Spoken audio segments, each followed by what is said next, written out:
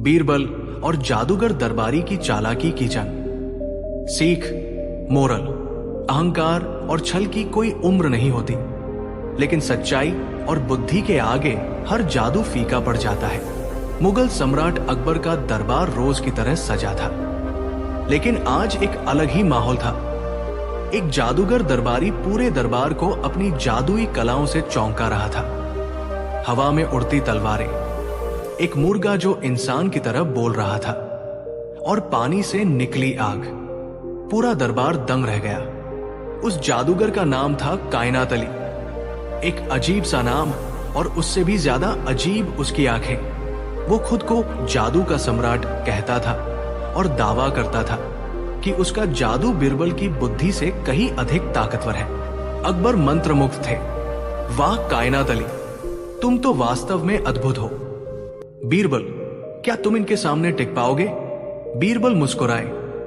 जहां जादू छल से चलता है, वहां बुद्धि सच के साथ चलती है। देखिएगा हुजूर, असली जादू क्या होता है। कायनात ने अगली सुबह बीरबल को खुले दरबार में चुनौती दी। अगर तुम मेरी 3 जादुई पहेलियां हल कर लो तो मैं खुद मान जाऊंगा कि बुद्धि जादू से ऊपर है, लेकिन अगर तुम हार गए तो तुम्हें दरबार से हमेशा के लिए विदा लेना होगा। अकबर ने चौंक कर देखा। क्या तुम ये शर्त स्वीकार करते हो बीरबल? बीरबल बोले, बिल्कुल जहांपना। पहेली 1, 3 कटोरियों का रहस्य। कायनात ने 3 सुनहरी कटोरियां सामने रखी। एक में सोना है, एक में जहर और एक में कुछ नहीं। इनमें से सोने वाली कटोरी को पहचानो, लेकिन बिना छुए। बीरबल ने देखा, तीनों में चमक थी, लेकिन एक कटोरी में चींटियां आ जा रही थी। वो बोले, जिस कटोरी में जहर है उसमें कोई चींटी नहीं जाती। जिस कटोरी में कुछ नहीं, वहां भी चींटियां नहीं टिकती। लेकिन जहां सोना है वहां मिठास और खनिज होते हैं। यही चींटियां पहचानती हैं। ये रही सोने वाली कटोरी। कायनात चौंका। बीरबल ने पहली पहेली हल कर ली। दूसरी पहेली, बिना आग के जलती बाती। अब कायनात ने एक दिया रखा। बीरबल, इस दिए को बिना आग के जलाओ। बीरबल ने दिए को ध्यान से देखा, फिर बोला, जहां जुगनू का प्रकाश हो वहां दिया भी जलता नजर आता है। बीरबल ने दरबार के अंधेरे कोने से एक जुगनू मंगवाया और दिए के ऊपर रख दिया। सबको दिया जलता हुआ नजर आया। अकबर ने ताली बजाई। कायनात की दूसरी चाल भी विफल हो गई। तीसरी पहेली, बोलती हुई सांप की लाश। कायनात ने एक मरा हुआ सांप लाकर कहा, अगर तुम इसे बोलने पर मजबूर कर दो तो मैं हार मान लूंगा। बीरबल ने सांप की ओर देखा, फिर मुस्कुराए। कोई नहीं बोलता, लेकिन उनके कर्म बोलते हैं। उन्होंने दरबार के सिपाही को बुलाया। इस सांप को जिस व्यापारी ने मारा है उसे पकड़ लाओ। सिपाही एक डरे हुए व्यापारी को लाया जो कांप रहा था। बीरबल बोले, कहो क्यों मारा था इस सांप को? व्यापारी रो पड़ा, माफ कीजिए, इसने मेरी भेड़ को काटा था। बीरबल बोले, देखा, सांप ने तो कुछ नहीं कहा, लेकिन इसकी लाश ने सच उगलवा दिया। दरबार तालियों से गूंज उठा। हारते देख कायनात बौखला गया। उसने जमीन पर एक रहस्यमयी चूर्ण फेंका और अचानक पूरा दरबार धुएं से भर गया। सब कुछ धुंधला दिखने लगा। ये क्या कर रहे हो तुम? अकबर चिल्लाए। लेकिन तभी बीरबल ने अपनी चादर हवा में फेंकी और जोर से चिल्लाया। सच का पर्दा झूठ पर भारी होता है। धुआं छंट गया और कायनात का सच सबके सामने था। वो कोई असली जादूगर नहीं, बल्कि एक चतुर ठग था जो आंखों के भ्रम और केमिकल की चाल से सबको बेवकूफ बना रहा था। बीरबल ने बताया कि कायनात ने जो जादू किया वो सब विज्ञान की चालें थी। उड़ती तलवारों में लोहे के तार, पानी से निकलती आग में फास्फोरस और बोलने वाला मुर्गा केवल टेप रिकॉर्ड की ट्रिक थी जो पर्दे के पीछे था। अकबर भौचक के रह गए। बीरबल, तुमने एक बार फिर साबित कर दिया कि चतुराई और सत्य का कोई मुकाबला नहीं। कायनात को सजा सुनाई गई। धोखेबाजी और झूठे जादू के लिए उसे पूरे शहर में घुमाकर बेनकाब किया जाएगा। अकबर ने बीरबल को दरबार का अजय योद्धा घोषित किया। उन्होंने कहा, तलवार से लड़ने वाला योद्धा वीर होता है, लेकिन झूठ और अंधविश्वास से लड़ने वाला बीरबल जैसा योद्धा अजय होता है। सीख, अहंकारी और चालाक व्यक्ति अपनी जादूगरी या झूठी कलाओं से केवल भ्रम फैला सकता है, लेकिन अंत में जीत हमेशा सच्चाई, चतुराई और विवेक की होती है। बुद्धि ही असली जादू है और बीरबल इसका सबसे बड़ा प्रमाण है। जब बीरबल ने एक झूठे साधु का सच उजागर किया। सीख, धार्मिक चोले में छुपे धोखेबाजों को पहचानना जरूरी है, क्योंकि असली साधु दिखावे नहीं, सेवा से पहचाना जाता है। एक दिन बादशाह अकबर के पास खबर आई कि एक साधु दरबार के बाहर भीड़ जुटा रहा है। लोग उसके चरणों में झुक रहे थे, उसे चमत्कारी बता रहे थे।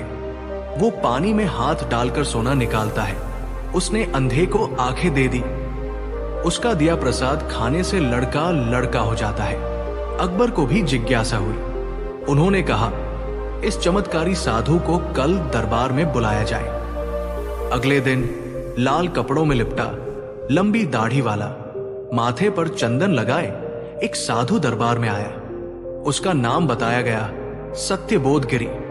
साधु का दावा, मैं ईश्वर से बात करता हूं। साधु बोला, महाराज, मैं भगवान से संवाद करता हूं। आप चाहें तो किसी भी सवाल का उत्तर ले सकते हैं। अकबर मुस्कुराए, क्या सचमुच? साधु, हाँ महाराज, मैं आपके राज्य की रक्षा के लिए आध्यात्मिक शक्तियां लाया हूं। लोगों ने दरबार में उसके चमत्कार देखे। उसने आंखें बंद कर कुछ मंत्र पढ़े और सामने रखा जल तांबे में बदल गया। फिर उसने कहा, आपके दरबार में कोई मुझे नीचा दिखाने की कोशिश करेगा, लेकिन मेरा तेज उसे राख कर देगा। सभी दरबारी सहमे। तभी बीरबल धीरे से मुस्कुराए। बीरबल सोच में पड़ गए। उन्होंने देखा कि साधु जब मंत्र पढ़ता है तो उसकी उंगलियां किसी खास ढंग से हिलती है। वो बार बार अपने कमंडल से कुछ छिपाकर निकालता है। बीरबल ने मन ही मन कहा, यह चमत्कार नहीं, कोई चाल है। अकबर बोले, बीरबल, क्या तुम्हें इन पर शक है? बीरबल ने सिर झुकाकर कहा, जहांपनाह, मुझे तो खुद को भी शक हो जाता है जब कोई बिना श्रम के भगवान बनने लगे। बीरबल ने एक योजना बनाई। अगले दिन उन्होंने दरबार में 3 पात्र रखवाए। एक में दूध, एक में अमृत जैसा रस और एक में हल्का तेजाब जो नुकसान न पहुंचाए। उन्होंने साधु से कहा, हे संत, आपकी कृपा से इन तीनों में से सबसे पवित्र पदार्थ को पहचान लीजिए। साधु मुस्कुराया। उसे लगा ये आसान काम है। वो मंत्र बुदबुदाने लगा, लेकिन जब उसने तेजाब वाले पात्र में उंगली डाली तो उसकी उंगली जल उठी। वो चीखा, आग! ये क्या है? बीरबल बोले, हे साधु, भगवान से संवाद करने वाला तेजाब नहीं पहचान सका। दरबार में हंसी गूंज उठी। अब बीरबल ने अगला वार किया। बीरबल ने साधु की झोली को दरबार में खोलने की इजाजत मांगी। साधु विरोध करता रहा, लेकिन अकबर ने कहा, यदि तुम पवित्र हो तो छुपाने में क्या? झोली खोली गई। उसमें सुनहरी चमकदार पाउडर, तरल केमिकल और आंखों में धुआं लाने वाला धूप मिला। बीरबल बोले, महाराज, यही वो साधन है जिनसे ये ईश्वर से संवाद करता है।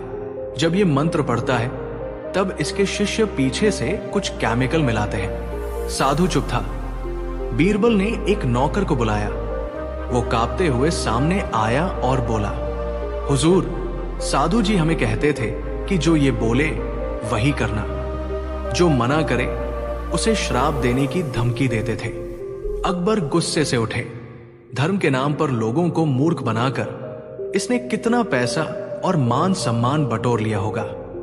बीरबल बोले, जहांपनाह, इसने आम लोगों के अंधविश्वास का फायदा उठाया है। इसे कड़ी सजा मिलनी चाहिए ताकि कोई और इस राह पर न जाए। अकबर ने आदेश दिया, इस ढोंगी को पूरे नगर में जंजीरों में घुमाया जाए ताकि लोग पहचाने कि असली साधु दिखावे में नहीं, सेवा में होता है। अकबर ने बीरबल को सम्मानित करते हुए कहा, बीरबल, जब तक तुम्हारी बुद्धि और सच्चाई दरबार में है, कोई झूठ टिक नहीं सकता। बीरबल मुस्कुराए। जहां अंधविश्वास है, वहां सवाल उठाना ही असली भक्ति है। सीख, धार्मिक चोले में छिपे ठग समाज के लिए सबसे बड़ा खतरा होते हैं। आस्था और अंधविश्वास में फर्क समझना बहुत जरूरी है। जो खुद को चमत्कारी कहे, उससे सावधान रहना चाहिए। असली साधु सेवा से पहचाना जाता है, चमत्कार से नहीं। बीरबल जैसे बुद्धिमानों की जरूरत आज भी समाज को है, जो ढोंग और पाखंड का पर्दाफाश कर सके। बीरबल और 5 रहस्यमय पंडित। असली विद्वता शब्दों में नहीं, समझ में होती है। और जहां चतुराई सच्चाई के साथ खड़ी हो, वहां छल का पर्दा ज्यादा देर टिक नहीं सकता। एक दिन मुगल सम्राट अकबर के दरबार में 5 अजीब पंडित पहुंचे। वे पांचों एक जैसी वेशभूषा में, लंबे केसरिया वस्त्र, गले में भारी रुद्राक्ष और माथे पर चमकते तिलक लगाए थे। वे बहुत गंभीर और आत्मविश्वासी थे।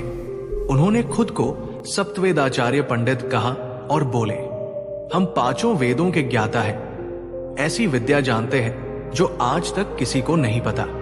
दरबार में खुसुर पुसुर शुरू हो गई। अकबर ने उन्हें बैठाया और पूछा, किस लिए आए हो दरबार में? सबसे बूढ़े पंडित ने जवाब दिया, महाराज, हमने ऐसा यज्ञ किया है जिससे आपकी सारी प्रजा 1 साल में अमीर हो सकती है। लेकिन उसके लिए हमें आपके दरबार से 7 दिन का समय, 100 सेर घी, चांदी के बर्तन और 20 सैनिक चाहिए। अकबर थोड़े संशय में थे, पर दरबारियों ने कहा, हुजूर, यदि सच है तो क्यों न एक मौका दिया जाए। लेकिन बीरबल चुप बैठे मुस्कुरा रहे थे। अकबर ने बीरबल से पूछा, बीरबल, तुम कुछ बोल क्यों नहीं रहे? बीरबल ने हाथ जोड़कर कहा, जहां पनाह, अगर कोई दावा कर रहा हो कि वो हवा से पानी निकाल सकता है तो देखने में कोई हर्ज नहीं। लेकिन मेरी एक गुजारिश है, इन पंडितों की परीक्षा पहले ली जाए। पंडितों में हलचल मच गई। बीरबल ने एक पुराना श्लोक पढ़ा, नहीं ज्ञानेन सदृश पवित्रमी विद्यते, और पंडितों से पूछा, इसका अर्थ क्या है? पहले पंडित ने उत्तर दिया, ये आत्मा की बात करता है जो आकाश से आई है। दूसरे ने कहा, नहीं, ये तो अग्नि के देवता की स्तुति है। तीसरे बोला, ये तो राजा के राज्य पर वर्णन है। बीरबल मुस्कुराए। तीनों उत्तर गलत है। ये श्लोक भगवद गीता का है और ज्ञान की महिमा का वर्णन करता है। दरबार में सन्नाटा छा गया। अब बीरबल ने एक पुरानी वेद की पुस्तक मंगवाई। उसमें एक पृष्ठ में कुछ अक्षर बदल दिए गए थे और पूछा, हे पंडितों, क्या आप इसमें गलती ढूंढ सकते हैं? सभी पंडितों ने देखा, लेकिन कोई कुछ बोल न सका। बीरबल बोले, ये ग्रंथ में जानबूझकर परिवर्तन किया गया था, और यदि आप सच्चे वेदाचार्य होते तो तुरंत पहचान लेते। पंडितों के चेहरे से रंग उड़ गया। बीरबल ने अचानक आदेश दिया, इन पंडितों की झोली और कमंडल की तलाशी ली जाए। तलाशी में क्या निकला? एक के पास चांदी की नकली मुद्राएं, दूसरे के पास अफीम, तीसरे के पास सुनहरी अंगूठियां और चौथे के पास दरबार के ही मंत्री की चिट्ठियां। बीरबल बोले, जहां पना, ये विद्वान नहीं बल्कि चोर, ठग और एक मंत्री के एजेंट है। ये दरबार से संसाधन और राज चुराकर भागने की साजिश कर रहे थे। सब हैरान रह गए। सबसे बूढ़ा पंडित भी कांपने लगा। बीरबल ने पूछा, अब कहो, क्या तुम पंडित हो या सिर्फ पाखंडी? वे झुककर बोले, हुजूर, हम तो उत्तर दिशा के एक ठग गिरोह से हैं। हमें दिल्ली में एक व्यापारी ने भेजा जो आपको नीचा दिखाना चाहता है। अकबर गुस्से में उठ खड़े हुए। इन पाखंडियों को नगर भर में गधे पर बैठाकर घुमाया जाए और जनता को दिखाया जाए कि किस तरह के लोग ज्ञान के नाम पर धोखा देते हैं। बीरबल को अकबर ने गले लगाया, तुमने न केवल दरबार की लाज रखी बल्कि धर्म और विद्या की असल परिभाषा भी सिखा दी। बीरबल ने दरबार से बाहर आकर लोगों को संबोधित किया, सुनो दिल्ली वासियों, अगर कोई खुद को विद्वान कहे तो उसकी पोशाक मत देखो, उसके शब्द और कर्म देखो। सच्चा ज्ञान हमेशा नम्र होता है। और असली पंडित दिखावा नहीं करता, सेवा करता है। लोगों ने तालियां बजाई और बीरबल की बुद्धिमत्ता की जय जयकार हुई। सीख: 1. झूठे ज्ञानियों से सावधान रहना चाहिए। पोशाक और भाषा विद्वता का प्रमाण नहीं होते। 2. बुद्धिमत्ता केवल बातों से नहीं, कर्मों से साबित होती है। 3. जहां छल और पाखंड हो, वहां सवाल उठाना ही सच्चे धर्म की रक्षा है। 4. बीरबल जैसे बुद्धिजीवी समाज को भ्रम और झूठ से बचाने के लिए अनमोल होते हैं। जब बीरबल ने अकबर से मांगा पूरा खजाना, बादशाह अकबर का खजाना पूरे हिंदुस्तान में सबसे भरा पूरा माना जाता था। सोना, चांदी, हीरे, जवाहरात और दुर्लभ रत्नों से लबालब। लेकिन क्या कोई उस खजाने पर दावा कर सकता है? और वह भी बीरबल? यह सुनकर दरबार के सब दरबारी चौंक गए थे। जब बीरबल ने खुले दरबार में कहा, हुजूर, मैं आपसे मुगल खजाने का संपूर्ण स्वामित्व मांगता हूं। एक दिन अकबर दरबार में खुश बैठे थे। बीरबल भी पास ही खड़े थे। तभी बीरबल ने मुस्कुराते हुए कहा, हुजूर, अगर मैं कुछ मांगू तो क्या आप देंगे? अकबर ने हंसते हुए कहा, बीरबल, मांगो तो सही, जान भी दे देंगे। बीरबल झुककर बोले, तो फिर मुझे दीजिए। पूरा राजकीय खजाना, पूरा दरबार सन। सबने एक दूसरे की तरफ देखा, जैसे किसी ने गलत सुना हो। अकबर भी चौकन्ना हो गए। बीरबल, ये मजाक है या वाकई में तुम मेरे खजाने के मालिक बनना चाहते हो? बीरबल बोले, हुजूर, ये मजाक नहीं, ये एक विचार है, और अगर आप चाहें तो इस विचार में पूरा देश भी कुछ सीख सकता है। अकबर ने गंभीरता से कहा, ठीक है, तुम्हें 3 दिन की मोहलत है। दरबार में बताओ कि क्यों तुम्हें खजाना चाहिए, और अगर तुम्हारे तर्क सही हुए तो मैं आधा खजाना तुम्हारे नाम कर दूंगा। बीरबल 3 दिन तक किसी से नहीं मिले। उन्होंने कागज पर कुछ चित्र बनाए, कुछ तर्क गढ़े और पूरे राज्य में गुप्त रूप से घूमकर लोगों से बात की। उनकी योजना पूरी तरह से गुप्त थी, लेकिन उन्होंने कुछ साधारण से किसान, एक गरीब विधवा, एक शिक्षक और एक फकीर से मुलाकात की। इन सब लोगों के पास एक चीज सामान्य थी। वे सब किसी न किसी रूप में खजाने के हकदार थे, लेकिन कभी उन्हें एक सुई भी नहीं मिली थी। तीसरे दिन बीरबल दरबार में हाजिर हुए। उन्होंने एक बड़ी पेटी मंगवाई जो खाली थी। बीरबल बोले, यह है वो खजाना जो आज तक सबसे ज्यादा बांटा गया, लेकिन किसी को मिला नहीं। अकबर ने पूछा, खाली पेटी को खजाना कह रहे हो? बीरबल बोले, हाँ हुजूर, क्योंकि असली खजाना तो ये है, लोगों का विश्वास, श्रम, न्याय और सहयोग। आपका खजाना सोने चांदी से भरा हो सकता है, लेकिन वो खजाना जनता की मेहनत से ही आया है। क्या ये न्याय संगत नहीं कि उस खजाने पर सबसे पहले जनता का हक हो? फिर बीरबल ने 4 लोगों को दरबार में बुलाया। 1 किसान, जिसकी जमीन पर कर लगाकर राज्य की आय बढ़ती थी। 2 विधवा, जो अपने बच्चों का पेट पालने के लिए टैक्स भरती थी। 3 शिक्षक, जो आने वाली पीढ़ियों को पढ़ाता था, लेकिन तनख्वाह आधी थी। 4 फकीर, जो खजाने को त्याग कर भी सबको बांटना चाहता था।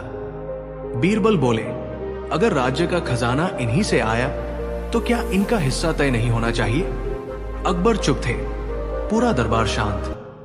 फिर बीरबल बोले, और अब असली बात सुनिए हुजूर, मैंने आपसे खजाना मांगा क्योंकि मुझे विश्वास था कि आप उस खजाने को वहीं पहुंचाना चाहेंगे जहां उसका हक है।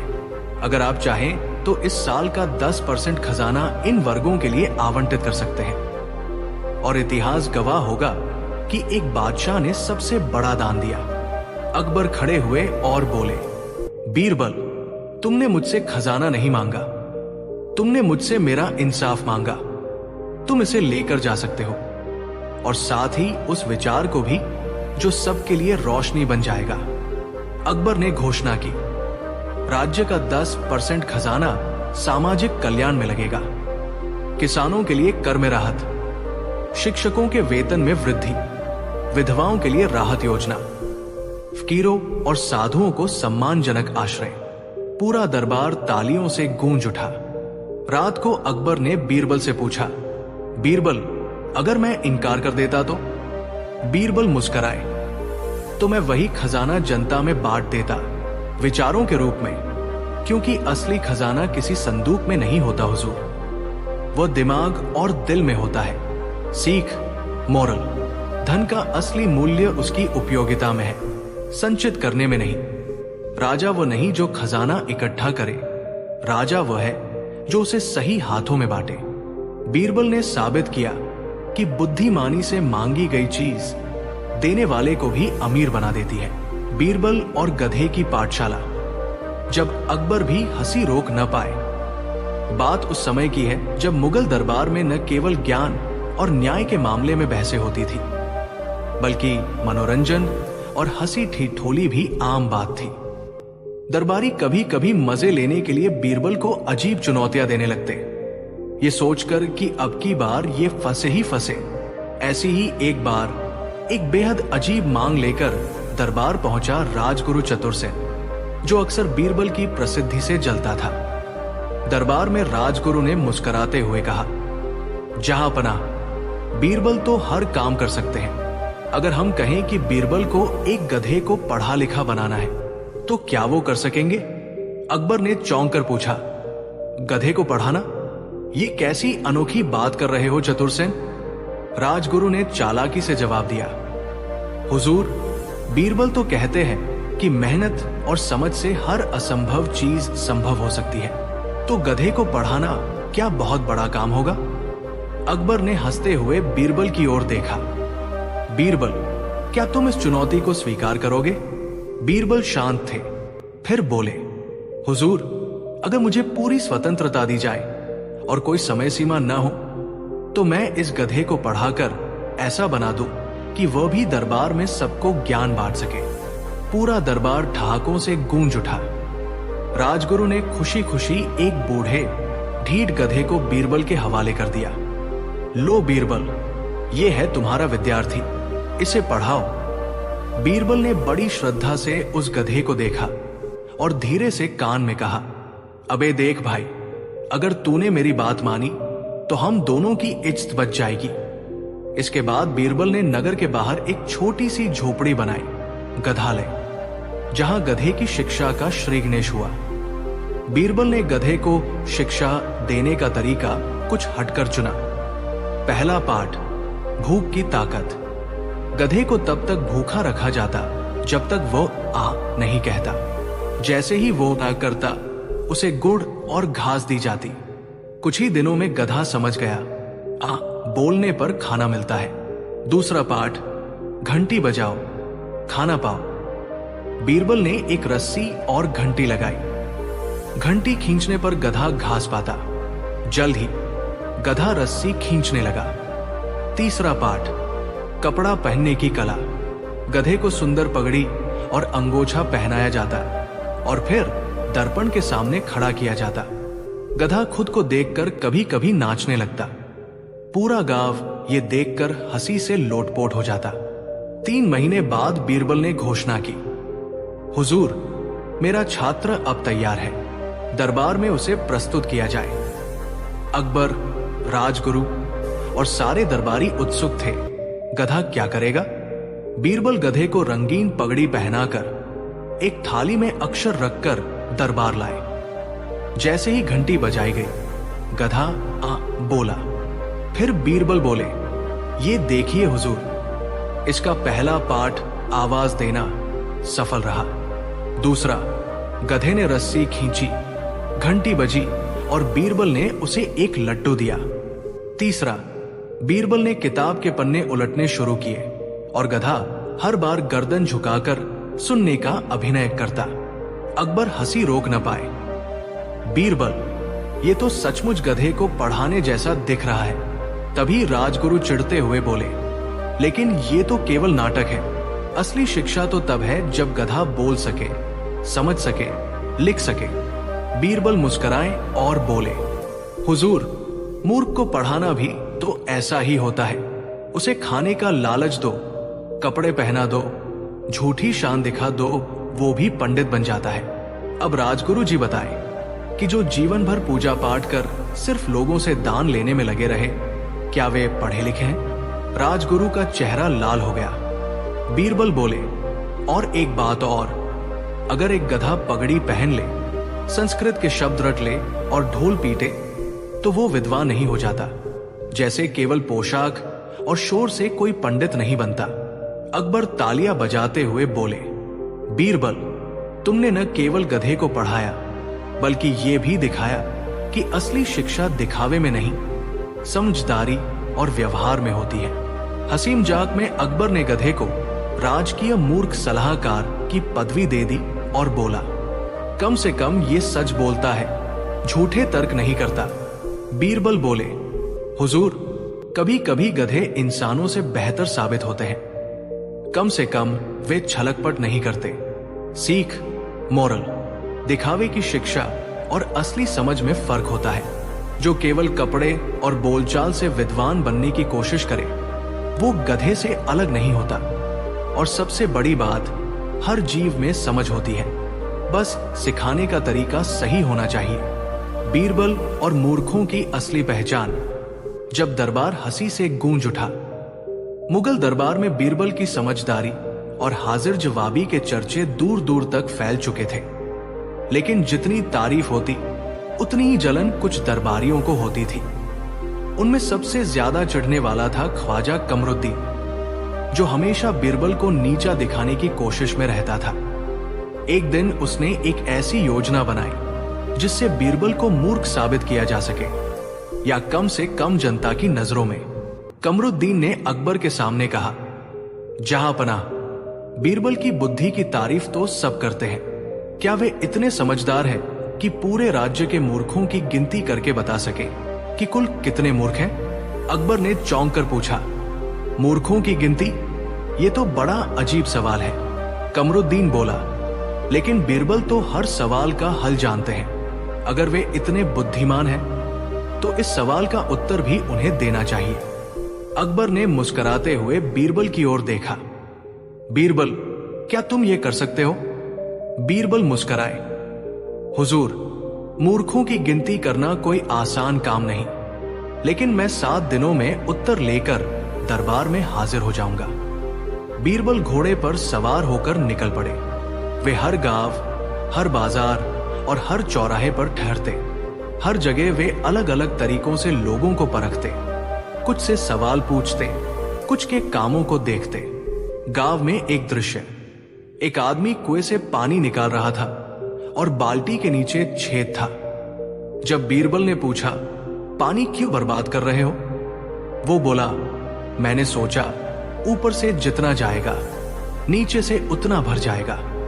बीरबल ने चुपचाप अपनी गिनती में एक और मूर्ख जोड़ लिया। दूसरा दृश्य, एक और आदमी अपने बीमार बेटे को गधे पर बैठाकर मंदिर की 7 परिक्रमा करा रहा था, ये सोचकर कि भगवान अब तुरंत ठीक कर देंगे। बीरबल ने पूछा, वैद्य को क्यों नहीं दिखाया? वो बोला, भगवान खुद वैद्य है। बीरबल ने कहा, और तुम खुद ही मरीज, और अपनी गिनती में एक और अंक जोड़ लिया। बीरबल ने हर गांव से एक विशेष सूची बनाई, जिनमें कुछ लोग दिखावटी श्रद्धा में डूबे थे, कुछ जादू टोने से प्रभावित, कुछ दूसरों के कहे पर आंख मूंदकर चलने वाले। 7वें दिन वे लौटे, अपने साथ एक लंबा कागज और एक बड़ा रजिस्टर लेकर। अकबर ने पूछा, बीरबल, क्या तुम गिनती पूरी करके लाए? बीरबल बोले, जी हाँ हुजूर। कुल मिलाकर पूरे राज्य में 3,32,756 मूर्ख हैं। पूरा दरबार ठहाकों से गूंज उठा। कमरुद्दीन ने मजाक उड़ाते हुए पूछा, और ये कैसे तय किया तुमने? क्या सबकी मूर्खता का प्रमाण पत्र बांटा तुमने? बीरबल मुस्कुराए और बोले, नहीं मियां कमरुद्दीन, प्रमाण पत्र तो नहीं बांटा, लेकिन प्रमाण खुद लेकर आया हूं। उन्होंने रजिस्टर से पन्ने निकाले और हर पन्ने पर एक विचित्र घटना दर्ज थी। जैसे किसी ने अपने घर में भूत भगाने को दीवारों को गोबर से पोत दिया। एक आदमी अपनी गाय को नमक चटाकर दूध मीठा करने की कोशिश कर रहा था। कोई आदमी रोज सुबह गली में चिल्लाता था कि जो जाग गया वो मूर्ख है। अकबर ये सब पढ़ते गए और मुस्कुराते रहे। कमरुद्दीन ने तिल मिलाकर कहा, और अगर कोई मूर्ख राज्य से बाहर गया हो तो? बीरबल बोले, तो हुजूर उसे भी जोड़ लीजिए। और अगर कोई मूर्ख खुद को सबसे समझदार समझे जबकि वो सिर्फ दूसरों को मूर्ख कहता फिरे तो उसे सबसे ऊपर रखिए। बीरबल की सीधी बात कमरुद्दीन के दिल पर तीर की तरह लगी। अकबर जोर से हंसे और बोले, वाह बीरबल, ये तो कमाल की चाल थी। मूर्खों की गिनती करके तुमने समझदारों की पहचान भी कर दी। अकबर ने आदेश दिया कि उस दिन को बुद्धि दिवस के रूप में मनाया जाए। बीरबल से पूछा गया, तुम्हारे हिसाब से सबसे बड़ा मूर्ख कौन है? बीरबल ने मुस्कुराकर कहा, जो बिना जाने दूसरों को मूर्ख कहता है। अकबर ने बीरबल को एक हीरे जवाहरात से भरा हार भेंट किया और दरबारियों से कहा, आज से बीरबल ही हमारे राज्य के मूर्खों के मंत्री नहीं बल्कि समझदारों के गुरु होंगे। सीख, मोरल, जो खुद को सबसे समझदार समझे और दूसरों को मूर्ख मान ले, असल में वही सबसे बड़ा मूर्ख होता है। बुद्धि सिर्फ किताबों या डिग्रियों से नहीं आती, वो जीवन को समझने और देखने के नजरिए से आती है। जब बीरबल ने खुद को सबसे गरीब साबित कर दिया और दरबार रो पड़ा।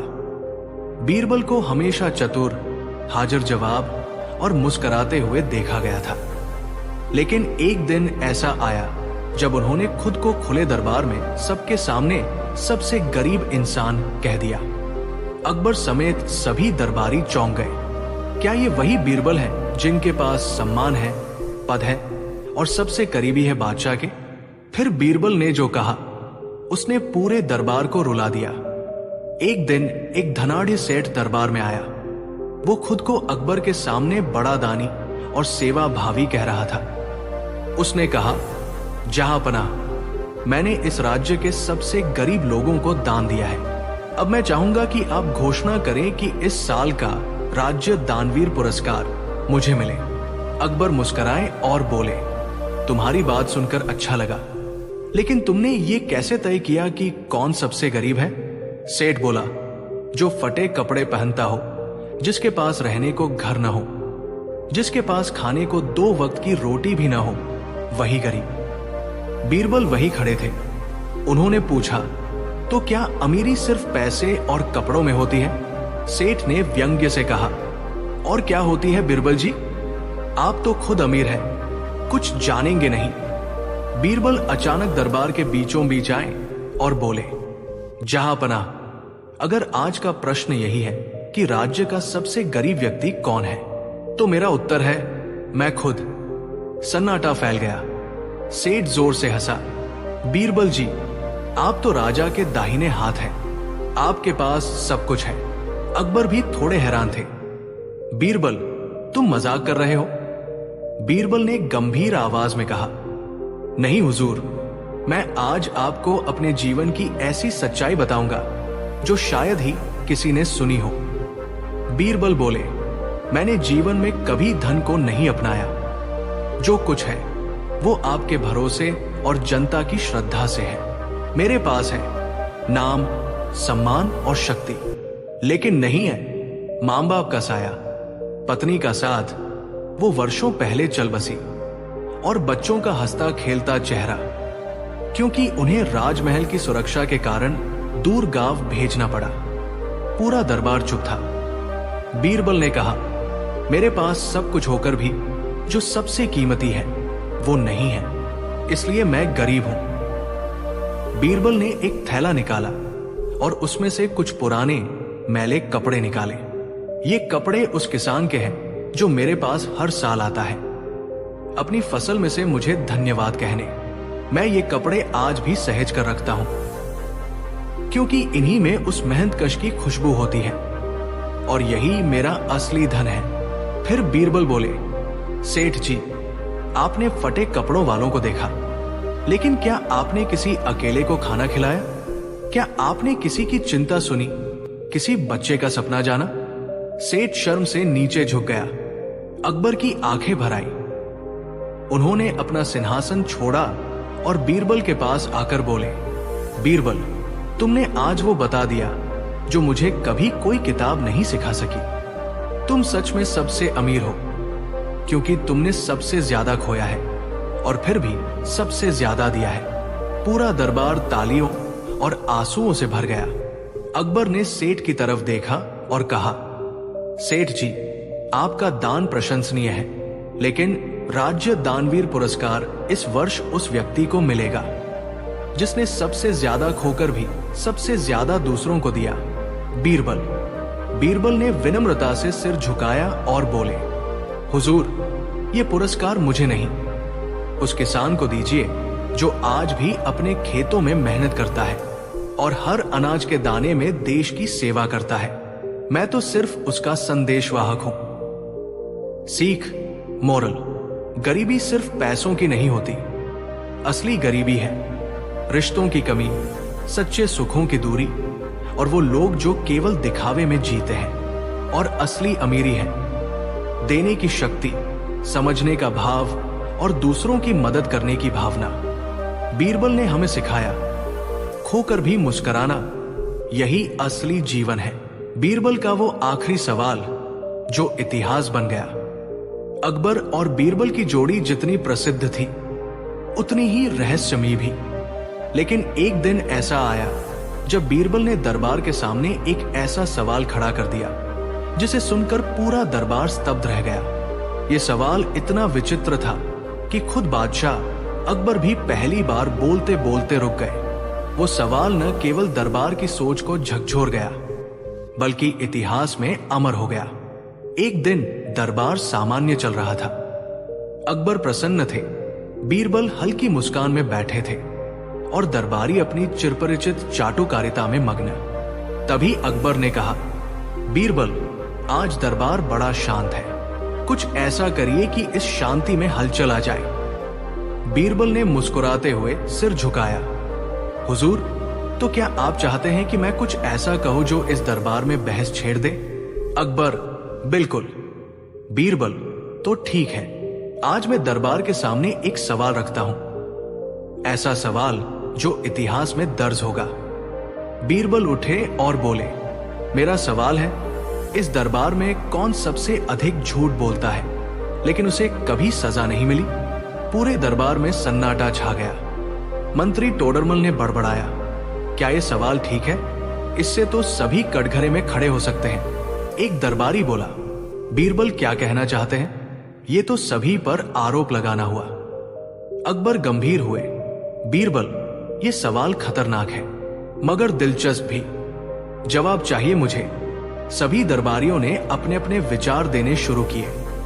अब्दुल रहीम बोले, झूठ बोलना अपराध है, लेकिन अगर कोई सत्य को बचाने के लिए झूठ बोले तो क्या वो सजा का अधिकारी है? एक पुराना सेनापति बोला, राजनीति में कभी कभी झूठ जरूरी होता है अगर उससे राज्य की भलाई हो। बीरबल सभी की बातें शांतिपूर्वक सुनते रहे।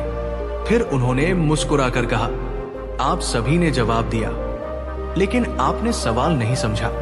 मैंने पूछा, सबसे ज्यादा झूठ कौन बोलता है और फिर भी सजा से बचा रहता है? अकबर ने गंभीर स्वर में कहा, बीरबल, अब तुम ही जवाब दो, हमें बताओ कि तुम्हारा इशारा किसकी ओर था? बीरबल ने धीरे से कहा, हुजूर, वो इंसान हर दिन कुछ न कुछ कहता है जो सच नहीं होता, कभी भावनाओं में, कभी सत्ता में, कभी मजाक में, पर किसी ने उसका विरोध नहीं किया। अकबर, नाम बताओ। बीरबल मुस्कुराते हुए, वो है आप स्वयं, बादशाह सलामत। पूरा दरबार हक्का बक्का रह गया। कुछ क्षणों का सन्नाटा रहा। फिर अकबर ने ठहाका लगाया, हा, बीरबल, तुम सचमुच अद्भुत हो। तुमने मुझे मेरे ही सवाल का आईना दिखा दिया। बीरबल बोले, मैंने आपका अपमान नहीं किया हुजूर, मैंने सिर्फ यह दिखाया कि सत्ताधारी जब कुछ भी कहते हैं तो लोग उन्हें सत्य मान लेते हैं, चाहे वो बात केवल भावनात्मक हो। अकबर, और ये सवाल इतिहास में इसलिए अमर रहेगा क्योंकि ये सत्ता और सच का रिश्ता बताता है। उस दिन के बाद से दरबारियों ने अपनी सोच में बदलाव लाया। अब वे सिर्फ चापलूसी नहीं करते थे, वे राजा से सवाल भी पूछते और बादशाह खुद अपने विचारों की जांच करते। अकबर ने बीरबल से कहा, तुमने आज जो सवाल किया वो केवल हमारे लिए नहीं, आने वाली पीढ़ियों के लिए भी है। एक दिन बीरबल अकेले बैठे कुछ लिख रहे थे। अकबर वहां पहुंचे और पूछा, क्या लिख रहे हो बीरबल? बीरबल, आज जो सवाल पूछा गया वही लिख रहा हूं, ताकि आने वाले राजा भी जाने। राजा झूठ बोल सकता है, पर सच्चा राजा वही होता है जो अपने झूठ को पहचान कर सही कर दे।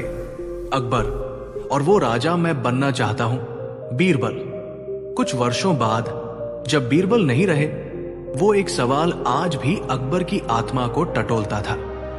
हर निर्णय से पहले वो खुद से पूछते, क्या मैं भी वो झूठ बोल रहा हूं जिससे मैं बच जाऊं? और तभी उन्होंने उस सवाल को अकबरनामा में दर्ज करवाया। बीरबल ने पूछा, सबसे ज्यादा झूठ कौन बोलता है और सजा से बच जाता है? उत्तर था, खुद राजा। और वही सवाल बना एक राजा की आत्मजांच का आधार। मोरल, सीख, शासन में सबसे बड़ी जिम्मेदारी होती है खुद को परखने की, और सबसे बड़ा साहस है अपने झूठ को पहचान कर सच कहना। बीरबल का यह सवाल सिर्फ अकबर का नहीं, हर नेता, हर शिक्षक, हर माता पिता और हर इंसान के लिए है। क्या हम सच्चाई बोलते हैं या अपने झूठ में राजा बने फिरते हैं? बीरबल और सोने की बोली। जब सब दरबारी बने व्यापारी। अकबर का दरबार अपनी न्यायप्रियता और हाजिर जवाबी के लिए जाना जाता था, और उस दरबार में सबसे अलग चमकता था बीरबल। लेकिन एक दिन जब बादशाह ने एक अनोखी प्रतियोगिता रखी, जो दरबारी सबसे अच्छी बोली लगाएगा वही बनेगा दरबार का व्यापारी प्रमुख, तो पूरा दरबार जैसे व्यापारियों का बाजार बन गया। परंतु इस खेल में कुछ ऐसा छुपा था जिसे सिर्फ बीरबल ही समझ सका। एक दिन गर्मियों की दोपहरी में जब अकबर दरबार में पंखा झलवाते हुए बैठे थे, उन्होंने दरबारियों की ओर देखा और कहा, अकबर, हमने निर्णय लिया है कि हमारे राज्य में व्यापार को बढ़ावा दिया जाए, लेकिन पहले यह तय होना चाहिए कि हमारे दरबार में सबसे चतुर व्यापारी कौन है। इसलिए हम एक प्रतियोगिता रख रहे हैं, सोने की बोली। जो सबसे चतुर और रोचक बोली लगाएगा उसे दरबार का व्यापार प्रमुख नियुक्त किया जाएगा। दरबारी चौंक गए और उनकी आंखों में चमक आ गई। सोने की बोली यानी मजाक भी चलेगा और दौलत भी? बीरबल मुस्कुराए। उन्हें अंदाजा था कि बादशाह कोई साधारण खेल नहीं खेल रहे। अगले ही दिन पूरा दरबार एक बाजार में बदल गया। हर दरबारी अलग अलग रूप धर कर आया। कोई मसालों का व्यापारी बना, कोई हीरों का, तो कोई विदेशी जहाजों का सौदागर। राजा टोडरमल बोले, जहां व्यापार होता है वही तरक्की होती है। मेरे पास इटली से आया असली नीलम है। मंत्री अब्दुल रहीम ने कहा, मुझे देखिए, मेरे पास ऐसा इत्र है जिसे लगाते ही इंसान रेशम जैसा महकता है। सब दरबारी अपने अपने सामान की तारीफों के पुल बांध रहे थे। बीरबल चुपचाप बैठे थे। अकबर ने बीरबल से पूछा, बीरबल, तुमने कोई दुकान क्यों नहीं लगाई? बीरबल मुस्कुराए, जहां सब बिक रहे हों वहां मैं खुद को नहीं बेचता हुजूर। दरबारी हंस पड़े। बीरबल के पास कुछ नहीं, इसलिए चुप बैठा है। अकबर बोले, ठीक है, कल से हर दरबारी को एक वस्तु लानी होगी जिसकी बोली लगाई जाएगी और सबसे अनोखी बोली जीत जाएगी। अगले दिन दरबार में रंग बिरंगी चीजें लाई गई। कोई दुर्लभ किताब लाया, कोई सोने से जड़ा गुलाब, किसी ने एक तोता लाया जो कविताएं सुनाता था। बोली शुरू हुई, इस तोते की कीमत 500 अशरफिया, मैं देता हूं 1000 अशरफिया, 1200। ये तोता तो रत्न है। बीरबल अब भी चुपचाप बैठे रहे। अकबर ने पूछा, बीरबल, तुम क्या लाए हो? बीरबल ने एक पुरानी मिट्टी की बोली निकाली और बोले, जहां सभी सोने से बोलियां खरीदते हैं, मैं सोने की बोली खुद लाया हूं। अकबर हंसने लगे, ये तो मिट्टी की है, ये कैसे सोने की बोली हुई? बीरबल बोले, हुजूर, ये वही बोली है जो आपके राज्य के किसान इस्तेमाल करते हैं। जब मिट्टी से अनाज उगता है, अनाज से व्यापार होता है और व्यापार से सोना आता है। ये मिट्टी की बोली असल में पूरे व्यापार की जड़ है। सोने की बोली यही है, क्योंकि सोना यही उपजाती है। पूरा दरबार सन्न रह गया। अकबर उठे और बोले, वाह बीरबल, तुमने आज दिखा दिया कि असली व्यापारी वही होता है जिसे व्यापार की जड़ें पता हो। सिर्फ चमक दमक से नहीं, तुम ही बनोगे दरबार के व्यापार प्रमुख। सभी दरबारी नतमस्तक हुए। अब वे समझ चुके थे कि बोली सिर्फ कीमत में नहीं होती, बुद्धि में होती है। अब दरबार में हर कोई बीरबल से सीखना चाहता था। उन्होंने एक योजना बनाई। हर दरबारी को एक गांव सौंपा गया। उन्हें वहां के किसानों की मदद से व्यापार खड़ा करना था। जो सबसे ज्यादा सुधार लाएगा उसे इनाम मिलेगा। बीरबल ने पहले ही दिन कहा, व्यापार लोगों की जरूरतें पूरी करने का नाम है, मुनाफा बाद में आता है। 3 महीने में दरबार के हर कोने से खुशखबरी आने लगी। गांवों में नई मंडियां बन गई। किसानों की फसलें अच्छे दाम पर बिकने लगी। राज्य की आमदनी बढ़ी और जनता बीरबल को दुआएं देने लगी। अकबर ने हंसते हुए कहा, जब सब दरबारी व्यापारी बने तो दरबार खुद सोने की खान बन गया। मोरल, सीख, बुद्धि की बोली हमेशा सोने से कीमती होती है। सिर्फ दिखावे से नहीं, समझदारी और जमीन से जुड़े काम ही असली व्यापार होते हैं। और असली नेता वही होता है जो सबसे पहले लोगों की जरूरत को समझे, न कि अपने फायदे को। बीरबल की वो चाल जिससे अकबर भी चौंक गए। एक दिन दरबार में एक अजीब मुकदमा आया। एक अमीर साहूकार अकबर के सामने पेश हुआ और बोला, जहांपनाह, मैंने अपने नौकर को 1 लाख सोने की मोहरें गिनवाने को दी थी। अगले दिन वो गायब हो गया और मेरे खजाने से मोहरें भी। अकबर ने गुस्से से पूछा, क्या तुमने किसी पर शक किया? साहूकार बोला, हुजूर, मुझे शक है उसके किसी रिश्तेदार पर, लेकिन मैं कुछ साबित नहीं कर सकता। अकबर बोले, ये मामला बड़ा उलझा है, बीरबल को बुलाया जाए। बीरबल दरबार में आए, पूरा मामला सुना और बोले, जहांपनाह, इस रहस्य को सुलझाने के लिए मुझे 2 दिन और एक बंद कमरा चाहिए जहां साहूकार की तिजोरी रखी गई थी। 2 दिन तक बीरबल उस कमरे में रोज जाते रहे, कुछ न कुछ नोट्स बनाते, लेकिन किसी से कुछ नहीं कहते। दरबारियों को लगने लगा कि बीरबल अब बूढ़े हो चले हैं। ये मामला उनके बस का नहीं। तीसरे दिन बीरबल ने अकबर को कहा, हुजूर, अब मुझे साहूकार, उसका नौकर और उसका पूरा परिवार बुलवाने दीजिए। सभी बुलाए गए। बीरबल ने सबको 1-1 मीठे चावल के लड्डू दिए और कहा, इन्हें खाकर जो सच्चा होगा उसका लड्डू अंदर जाते ही बज उठेगा। लोग हैरान, लड्डू बजेगा? सभी ने डरते डरते लड्डू खाया। सब शांत रहे, लेकिन एक आदमी ने लड्डू को सिर्फ मुंह लगाया और फिर जेब में रख लिया। बीरबल चिल्लाए, यही है चोर। अकबर चौंक गए, क्या? तुम कैसे कह सकते हो? बीरबल मुस्कुराए, हुजूर, मैंने लड्डू में कुछ नहीं मिलाया था। यह सिर्फ एक मनोवैज्ञानिक चाल थी। जिसने चोरी की थी उसे डर था कि लड्डू खाएगा तो पकड़ा जाएगा। बाकी सब ने खा लिया, पर यह नहीं खा सका। वो आदमी रोने लगा और बोला, हुजूर, मैं साहूकार का रिश्तेदार हूं। मोहरें मैंने ही चुराई थी। मुझे लगा बीरबल सचमुच कोई जादू करेगा। अंत अकबर की प्रतिक्रिया। अकबर जोर से हंसे और बोले, वाह बीरबल, तुमने तो बिना तलवार चलाए ही चोर को झुका दिया। सच में ये चाल तो मेरी सोच से भी आगे थी। सारा दरबार तालियों से गूंज उठा। बीरबल मुस्कुराए और बोले, जहां दिमाग हो वहां तलवार की जरूरत नहीं पड़ती हुजूर। सीख, मोरल, बुद्धि से बड़ी कोई ताकत नहीं होती। डर उसी को लगता है जो अपराधी होता है, और सच्चाई को ढूंढने के लिए सबसे जरूरी है समझदारी और संयम। क्या आप चाहेंगे इस कहानी के लिए हर सीन का हिंदी विवरण और नीचे अंग्रेजी में डिटेल इमेज प्रॉम्प्ट? या अगली कड़ी लिखूं? जब बीरबल की चाल उल्टी पड़ गई, अकबर ने बीरबल को दिया बुद्धिमत्ता का आखिरी इम्तिहान।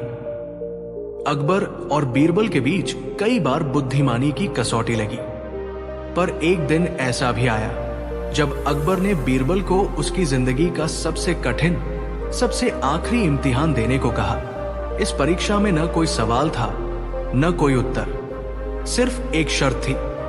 इस बार अगर तुम हार गए तो हमेशा के लिए दरबार छोड़ना होगा। क्या बीरबल ने अपनी चतुराई से इस चुनौती को पार किया या हार मान ली? उस दिन बादशाह अकबर कुछ अलग ही मनोदशा में थे। दरबार चल रहा था, पर वो अक्सर बीरबल को देख रहे थे। अचानक उन्होंने ऊंचे स्वर में कहा, बीरबल, इतने वर्षों में तुमने हमारी कई मुश्किलें हल की, कई बार हमारा दिल भी जीता, लेकिन क्या तुम जानते हो कि आज तक तुम्हारी परीक्षा पूरी नहीं हुई? बीरबल मुस्कुराते हुए, हुजूर, अगर दरबार में बैठा हूं तो हर दिन किसी न किसी परीक्षा में हूं। अकबर, नहीं बीरबल, आज हम तुम्हें देंगे बुद्धिमत्ता का आखिरी इम्तिहान। अगर पास हुए तो इतिहास तुम्हारा होगा, अगर नहीं तो दरबार छोड़ना होगा। पूरा दरबार चौंक गया। बीरबल ने धीरे से पूछा, हुजूर, परीक्षा क्या है? अकबर बोले, तुम्हें 7 दिन का समय मिलेगा। इन 7 दिनों में तुम्हें ऐसी एक चीज लाकर दिखानी है जो दिखाई दे लेकिन कोई देख न पाए, जिसे सब इस्तेमाल करें लेकिन किसी का ना हो, जो सबको हंसाए लेकिन उसमें कोई मजाक ना हो, और अंत में वो चीज हमें हमारी सबसे बड़ी गलती का एहसास कराए। बीरबल चुप हो गए। ये सवाल नहीं, एक पहेली थी, और वो भी ऐसी जिसमें जिंदगी भर की समझदारी लगानी थी। बीरबल दरबार से निकल पड़े। 7 दिन और एक अजीब परीक्षा। दिन 1, उन्होंने एक साधु से पूछा, ऐसी कौन सी चीज है जो सब देखे लेकिन समझे नहीं? साधु ने कहा, वो सत्य हो सकता है या समय। दिन 2, उन्होंने एक अभिनेता से पूछा, कौन सी चीज है जो सबको हंसाए पर मजाक न हो? उसने कहा, कभी कभी सच्चाई इतनी स्पष्ट होती है कि लोग उस पर हंसते हैं। दिन 3, उन्होंने एक विधवा से पूछा, कोई चीज जो सबकी है लेकिन किसी की नहीं?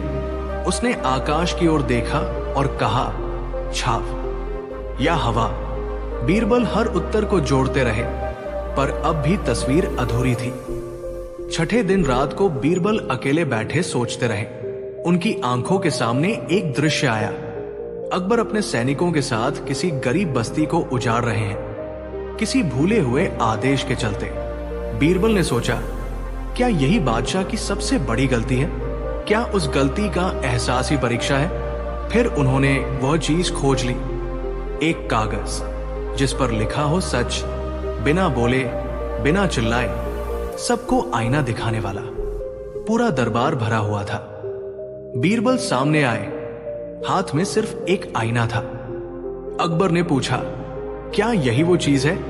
बीरबल बोले, हाँ हुजूर, ये वही चीज है, आईना, जो सब देखते हैं पर खुद को उसमें पहचानना नहीं चाहते, जिसे सब इस्तेमाल करते हैं पर वो किसी का नहीं होता, जिसमें जब कोई सच्चाई दिखे तो हंसी आती है, और जो अगर गहराई से देखा जाए तो आपकी सबसे बड़ी गलती सामने ला दे। फिर उन्होंने एक दूसरा आईना सामने रखा, जिसके पीछे एक कागज चिपका था। जिस दिन आपने अपनी सेना से गरीबों की बस्ती उजड़वाई थी, वो आपकी सबसे बड़ी गलती थी। पूरे दरबार में सन्नाटा छा गया। कुछ क्षणों तक अकबर कुछ बोले नहीं। फिर उन्होंने गहरी सांस ली और बीरबल को गले से लगा लिया। बीरबल, आज तुमने सिर्फ परीक्षा पास नहीं की, तुमने बादशाह को उनकी गलती दिखाई, वो भी बिना उनका अपमान किए। इसलिए ये नहीं हमारा आखिरी इम्तिहान था, बल्कि तुम्हारी जीत का सबसे बड़ा पल। 7वां दृश्य, जब अकबर ने बदली परंपरा। अकबर ने उस दिन से एक नया नियम बना दिया। हर मंत्री और दरबारी को महीने में एक बार आईना सभा में भाग लेना होगा, जहां वे खुद की गलतियों का सामना करेंगे, न कि दूसरों की आलोचना। इससे दरबार में आत्ममंथन की परंपरा शुरू हुई। अंतिम दृश्य, बीरबल की सीख। कुछ सालों बाद जब एक नया मंत्री अकबर से पूछता है, हुजूर, इतिहास में बीरबल की सबसे बड़ी जीत कौन सी थी? अकबर मुस्कुराकर कहते हैं, जब उसने मुझे मेरी गलती दिखाई और मैं नाराज नहीं हुआ। वही थी उसकी सबसे बड़ी बुद्धिमत्ता। मोरल, सीख। सच्चा बुद्धिमान वो नहीं जो दूसरों की कमियां बताए, बल्कि वो होता है जो शक्तिशाली को भी उसकी गलती समझा सके बिना उसे छोटा किए। और यही थी बीरबल की सबसे बड़ी ताकत, उसकी सच्चाई, उसकी नरमी और उसकी निर्भीकता। जब अकबर ने बीरबल को दिया असंभव काम। अकबर और बीरबल की कहानियां यूं तो कई बार सुनने को मिलती है, लेकिन आज की ये कहानी कुछ अलग है। इसमें ऐसा काम सामने आता है जिसे पूरा करना तो दूर, कोई सोच भी नहीं सकता। एक ऐसा असंभव काम जिसे खुद अकबर ने बीरबल की परीक्षा लेने के लिए बनाया। लेकिन बीरबल भी कहां पीछे रहने वाले थे। गर्मी की एक सुस्त दोपहर थी। महल में ठंडी हवा के झोंके, आम की लस्सी और पंखा झलते दासियों की कतारें। बादशाह अकबर नीरस हो गए थे। उन्हें कुछ नया, कुछ अनोखा करने का मन हो रहा था। अकबर बीरबल से, बीरबल, दरबार तो रोज चलता है, फैसले भी रोज के ही होते हैं। कुछ ऐसा चाहिए जो आज तक किसी ने ना किया हो। बीरबल मुस्कुराए, तो हुजूर, आप कोई नया काम क्यों नहीं सौंपते हमें? अकबर चौंकते हुए, अच्छा ठीक है, लेकिन अब की बार मैं तुम्हें एक ऐसा काम दूंगा जो असंभव है। अगर कर दिखाया तो पूरी सल्तनत में तुम्हारा नाम अमर कर दूंगा। बीरबल, तो फिर मैं तैयार हूं उस काम को जानने के लिए। अगली सुबह दरबार में सब उपस्थित थे।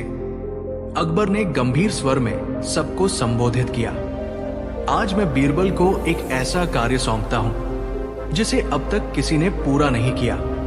हमें ढूंढ कर लाओ ऐसा इंसान जो कभी झूठ ना बोला हो, कभी चोरी ना की हो, कभी किसी का दिल न दुखाया हो और जिसका कोई भी दुश्मन न हो।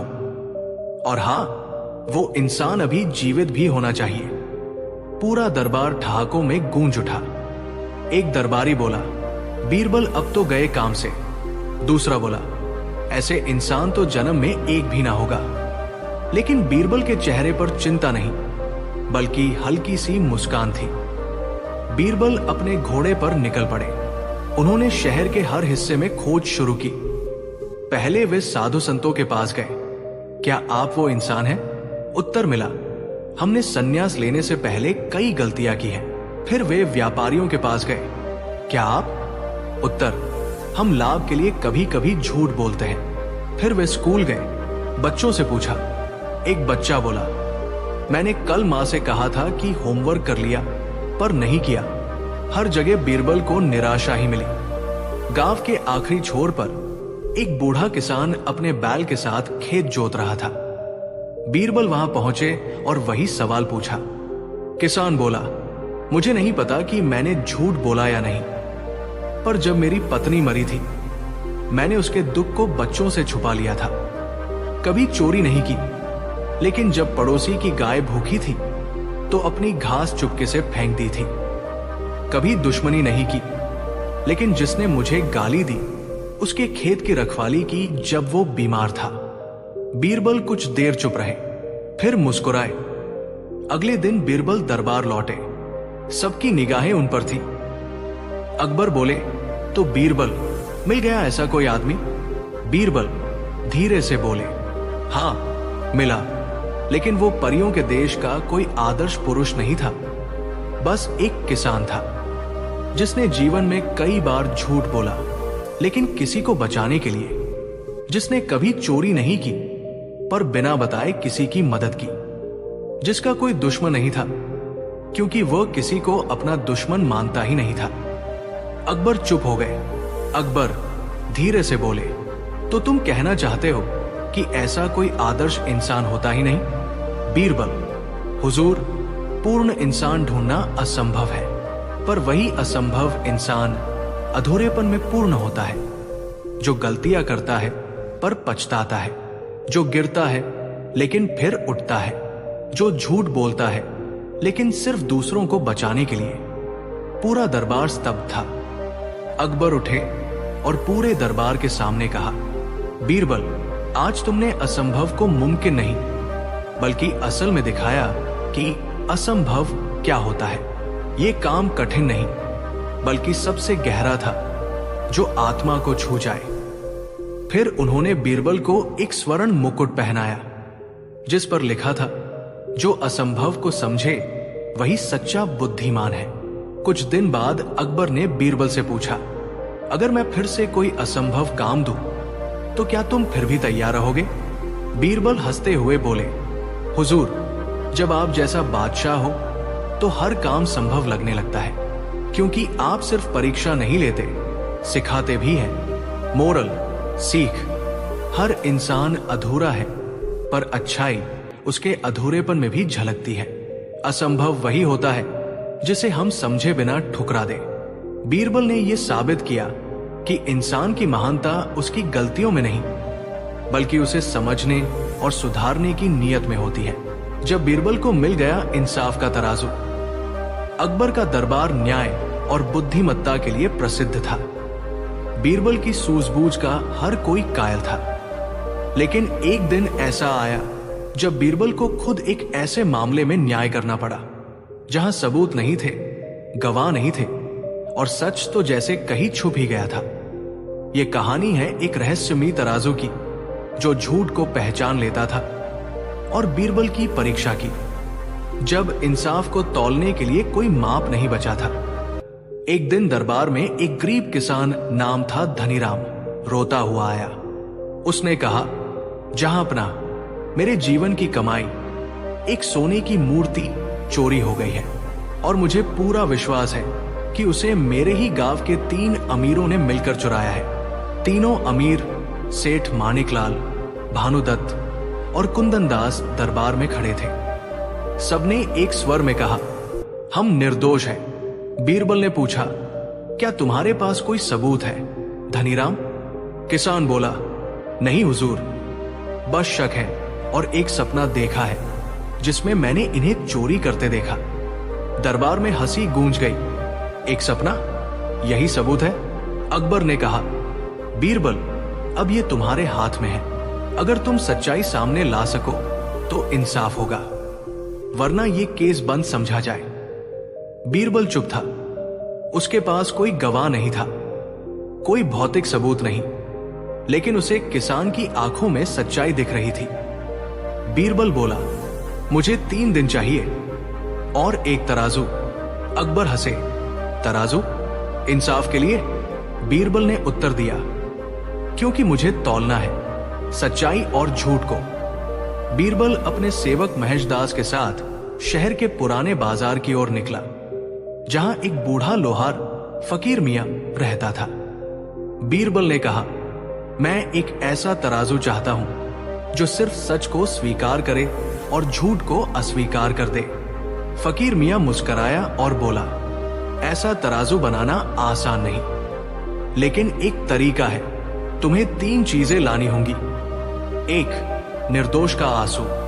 2, चोर का पसीना। 3, नियत की राख। बीरबल मुस्कुराया। ये तो परीक्षा थी, लेकिन उसे यकीन था वो ये भी हल कर लेगा। 1, निर्दोष का आंसू। बीरबल किसान धनीराम के पास गया और बोला, अगर तुम सच कह रहे हो तो अपनी मां की कसम खाकर रो। धनीराम की आंखों से तुरंत आंसू निकल पड़े। बीरबल ने आंसू एक शीशी में भर लिया। 2, चोर का पसीना। तीनों सेठों को बीरबल ने अलग अलग कमरे में बैठाया और हर एक से बार बार सवाल पूछता रहा। 1 घंटा बीतने के बाद कुंदनदास की गर्दन से पसीना टपकने लगा। बीरबल ने चुपचाप वो पसीना एक कपड़े में ले लिया। बीरबल ने तीनों सेठों से कहा, एक पेड़ है जो सत्य बोलता है, उसके नीचे दीप जलाओ। जिसकी नीयत सच्ची होगी उसका दीप नहीं बुझेगा। तीनों ने दीप जलाया। केवल भानुदत्त का दीपक बुझ गया। बीरबल ने उसकी राख ली और फकीर मियां के पास गया। फकीर मियां ने इन तीनों चीजों को पिघलाकर एक छोटा सा तराजू बनाया, इंसाफ का तराजू। उसने कहा, इस तराजू की खासियत यह है कि अगर कोई झूठ बोलकर हाथ में पकड़े तो तराजू झुक जाएगा, लेकिन सच्चे के हाथ में यह स्थिर रहेगा। बीरबल ने तीनों अमीरों को दरबार में बुलाया और तराजू उनके सामने रखा। जो भी निर्दोष हो वो इस तराजू को अपने हाथ में पकड़े और कहे, मैंने चोरी नहीं की। सबसे पहले सेठ मानिकलाल आया। उसने तराजू पकड़ा और कहा, मैं निर्दोष हूं। तराजू तुरंत झुक गया। फिर आया भानुदत्त। उसने भी कहा, मैंने चोरी नहीं की। तराजू कांपा और नीचे झुक गया। आखिर में आया कुंदनदास, घबराया हुआ। उसने कहा, मैंने कुछ नहीं किया। तराजू झूल गया, फिर एकदम नीचे गिर पड़ा। बीरबल ने अकबर की ओर देखा और कहा, झूठ को तौल लिया गया है, जहां पना। बीरबल ने खुलासा किया। तीनों ने मिलकर किसान की मूर्ति चुराई और उसे गलवा कर अपने अपने हिस्से में बांट ली, लेकिन कुंदनदास ही वो था जिसने असली मूर्ति छुपाई थी। बाकी दो सिर्फ हिस्सेदार थे। अकबर क्रोधित हुए, इन तीनों को सजा दी जाए, लेकिन कुंदनदास को विशेष रूप से दोगुनी सजा मिले। अकबर ने बीरबल से कहा, तुमने तो सच को तौल दिया बीरबल, ये तराजू कहां रहेगा? बीरबल मुस्कराया, जहां अपना, ये तराजू अदालत में नहीं, इंसान के भीतर होना चाहिए। अगर दिल सच्चा हो तो हर बात साफ दिखती है। अकबर ने तराजू को एक कांच के संदूक में रखवा दिया और उस पर लिखवाया, ये वो तराजू है जिसने झूठ की ताकत को सच की रोशनी में हराया था। मोरल, इंसाफ का तराजू किसी अदालत में नहीं, हर इंसान के दिल में होना चाहिए, जो सिर्फ सच्चाई को पहचानता है। मुल्ला नसरुद्दीन का नाम जब भी किसी गली, चाय खाने या हंसी ठिठोली के मौके पर लिया जाता है, एक मुस्कान अपने आप ही उभर आती है। लोग उसे तरक्की के लिए नहीं, बल्कि सच्चे, मासूम और कभी कभी बेचैन कर देने वाले हास्य के लिए याद रखते हैं। पर क्या आप जानते हैं कि मुल्ला की एक ऐसी भूल थी जिसने पूरा शहर हंसी के मजे तो चखाए ही, साथ में इतिहास के पन्नों में एक मजेदार मोड़ भी जोड़ दिया। यह कहानी ठीक उसी भूल की है, एक भूल इतनी बेमिसाल कि आज भी बुजुर्ग कहानियों में उसे बताकर कटहल की तरह मीठी हंसी बांटते हैं। यह सभी कुछ हुआ उस शहर में जहां मुल्ला रहता था, न के बहुत बड़ा न बहुत छोटा, जिसकी एक पुरानी चौक और चौक के बीच लगे हुए एक विशाल बर्तन की दुकान के कारण दूर दूर तक मशहूर थी। मुल्ला उन दिनों शहर के सबसे ज्यादा पढ़ने पढ़ाने वाले तबके से दूर थे। वे किताबों को ज्यादा पढ़ते नहीं थे, मगर जिंदगी की किताबें उनकी आंखों में हर दिन खुल जाती थीं। उनका दिन कुछ इस तरह गुजरता, सुबह मस्जिद जाना, 2 कप चाय और पास की बिसात बिक्री में बैठे हुए जान पहचान वालों से बात करना, और दोपहर में किसी न किसी के घर जाकर झंडा झाड़ू करना, यानी काम निकालना। लोगों का मानना था कि मुल्ला की बुद्धि जरा अनोखी है, कभी सीधे सादे हल की पेशकश, कभी अजीब पर शानदार उपाय। एक दिन शहर में बड़ा तामझाम होने वाला था। शहर के नवाब ने ऐलान किया कि वह अपनी एक बड़ी विरासत, एक पुराना नक्शा, जो कहा जाता था कि किसी गुमशुदा खजाने तक ले जाता है, सार्वजनिक रूप से दिखाएगा। लोगों में उत्साह का माहौल था। नक्शे की खबर पूरे शरीफ नगर में फैल गई और हर वर्ग से लोग रोज नक्शे के बारे में बात करने लगे। मुल्ला ने भी सुना, पर उसने नक्शे और खजाने के बीच की दूरी पर ज्यादा ध्यान नहीं दिया। उसका ध्यान हमेशा कुछ और ही होता, कभी खाने की भात, कभी किसी फालतू बहस पर जीत का आनंद। पर इस बार एक अजीब सा झुरझुरा हुआ, क्योंकि नक्शे की निकटता में एक छोटी सी दुकान थी जहां मुल्ला अक्सर चाय पीता और आधी तमाम जांगियों की खबरें लेता। नक्शा शहर की मेहराब हवाओं में घूमता रहा और आखिरकार वह उसी चौक पर लाया गया जहां नवाब का तख्त लगने वाला था। नगरवासियों ने मिलकर नक्शा देखा और उसके संकेतों पर बहस की। नक्शे पर कुछ चिन्ह थे, एक बड़ा सितारा, एक नदी की क्रीज, एक पुराने पेड़ का निशान और एक अजीब सा अक्षर जो किसी को समझ नहीं आया। लोग कहते रहे कि यह अक्षर शायद पुरानी भाषा का है, कोई कहता था कि यह ख है, कोई ज। शहर के बड़े उस्तादों ने नक्शे का सर्वे किया और निशान छापे, पर असली रहस्य हल नहीं हुआ। नक्शा किसी रहस्यमयी जमीन की तरह था जो खुलना चाहता था, पर किसी ने कुंजी नहीं दी। नसरुद्दीन अपनी रोज की चाय पर बैठा हुआ यह तमाशा देख रहा था। वह चुपचाप चाय पी रहा था और हर बार जब कोई ठहरे हुए विचारों के साथ नक्शे की ओर इशारा करता, मुल्ला बस हंस देता। लोग उसे अजीब समझते, किताबों में जो बुद्धि नहीं, मगर जिनकी जिंदगी में हास्य का स्वाद ज्यादा था। नक्शे का दिन आया और नवाब ने सभा को संबोधित करते हुए कहा, मेरे प्यारे शहर वालों, यह नक्शा हमारी विरासत है।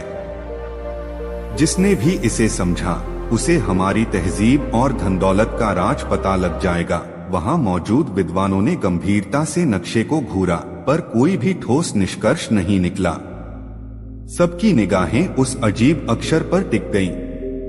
आखिरकार नवाब ने कहा कि वह उस अक्षर की व्याख्या के लिए मुल्ला जैसे सादे पर व्यवहारिक लोगों की सलाह भी लेना चाहता है, क्योंकि अक्सर सादगी ही गूढ़ता का सरल हल दे देती है। सब आश्चर्यचकित थे। मुल्ला को बुलाया गया। लोग सोचने लगे, क्या मुल्ला कोई उत्तर दे पाएगा। मुल्ला ने बड़े सादे ढंग से कदम रखा और नक्शे के पास खड़े होकर बोला, देवर, ये नक्शा बहुत बड़ा खेल दिखाता है। सब हंसे। नवाब ने उसकी ओर देखा। उसकी आंखों में एक चमक थी, पर वह चमक दार्शनिक नहीं, बस शांत मजाक की थी। मुल्ला ने नक्शा एक बार देखा, फिर नजरों से उस अजीब अक्षर को टटोलते हुए मुस्कुराया। यह अक्षर साफ है, वह बोला, यह वहाँ पे न लिखा है। विद्वान और दरबारियों की भौहें तन गईं। नक्शे पर वह अक्षर न तो बिल्कुल भी नहीं था, पर उस दिन किसी ने बड़े सम्मान से मुल्ला की बात सुनी। नवाब ने उससे कहा कि अगर उसे विश्वास है तो वह अपने तरीके से संकेत को पढ़कर बताए। मुल्ला ने कहा, हिज्जे का अर्थ हमेशा वही नहीं होता जो आंख से दिखाई दे। अक्सर हिज्जे दिल से पढ़ो तो सच निकलता है। सब चुप हो गए।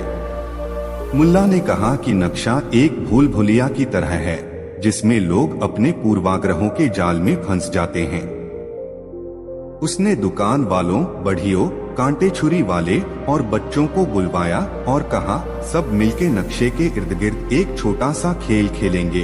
लोग हैरान तो हुए, पर मनोरंजन की इच्छा में सहमत हो गए।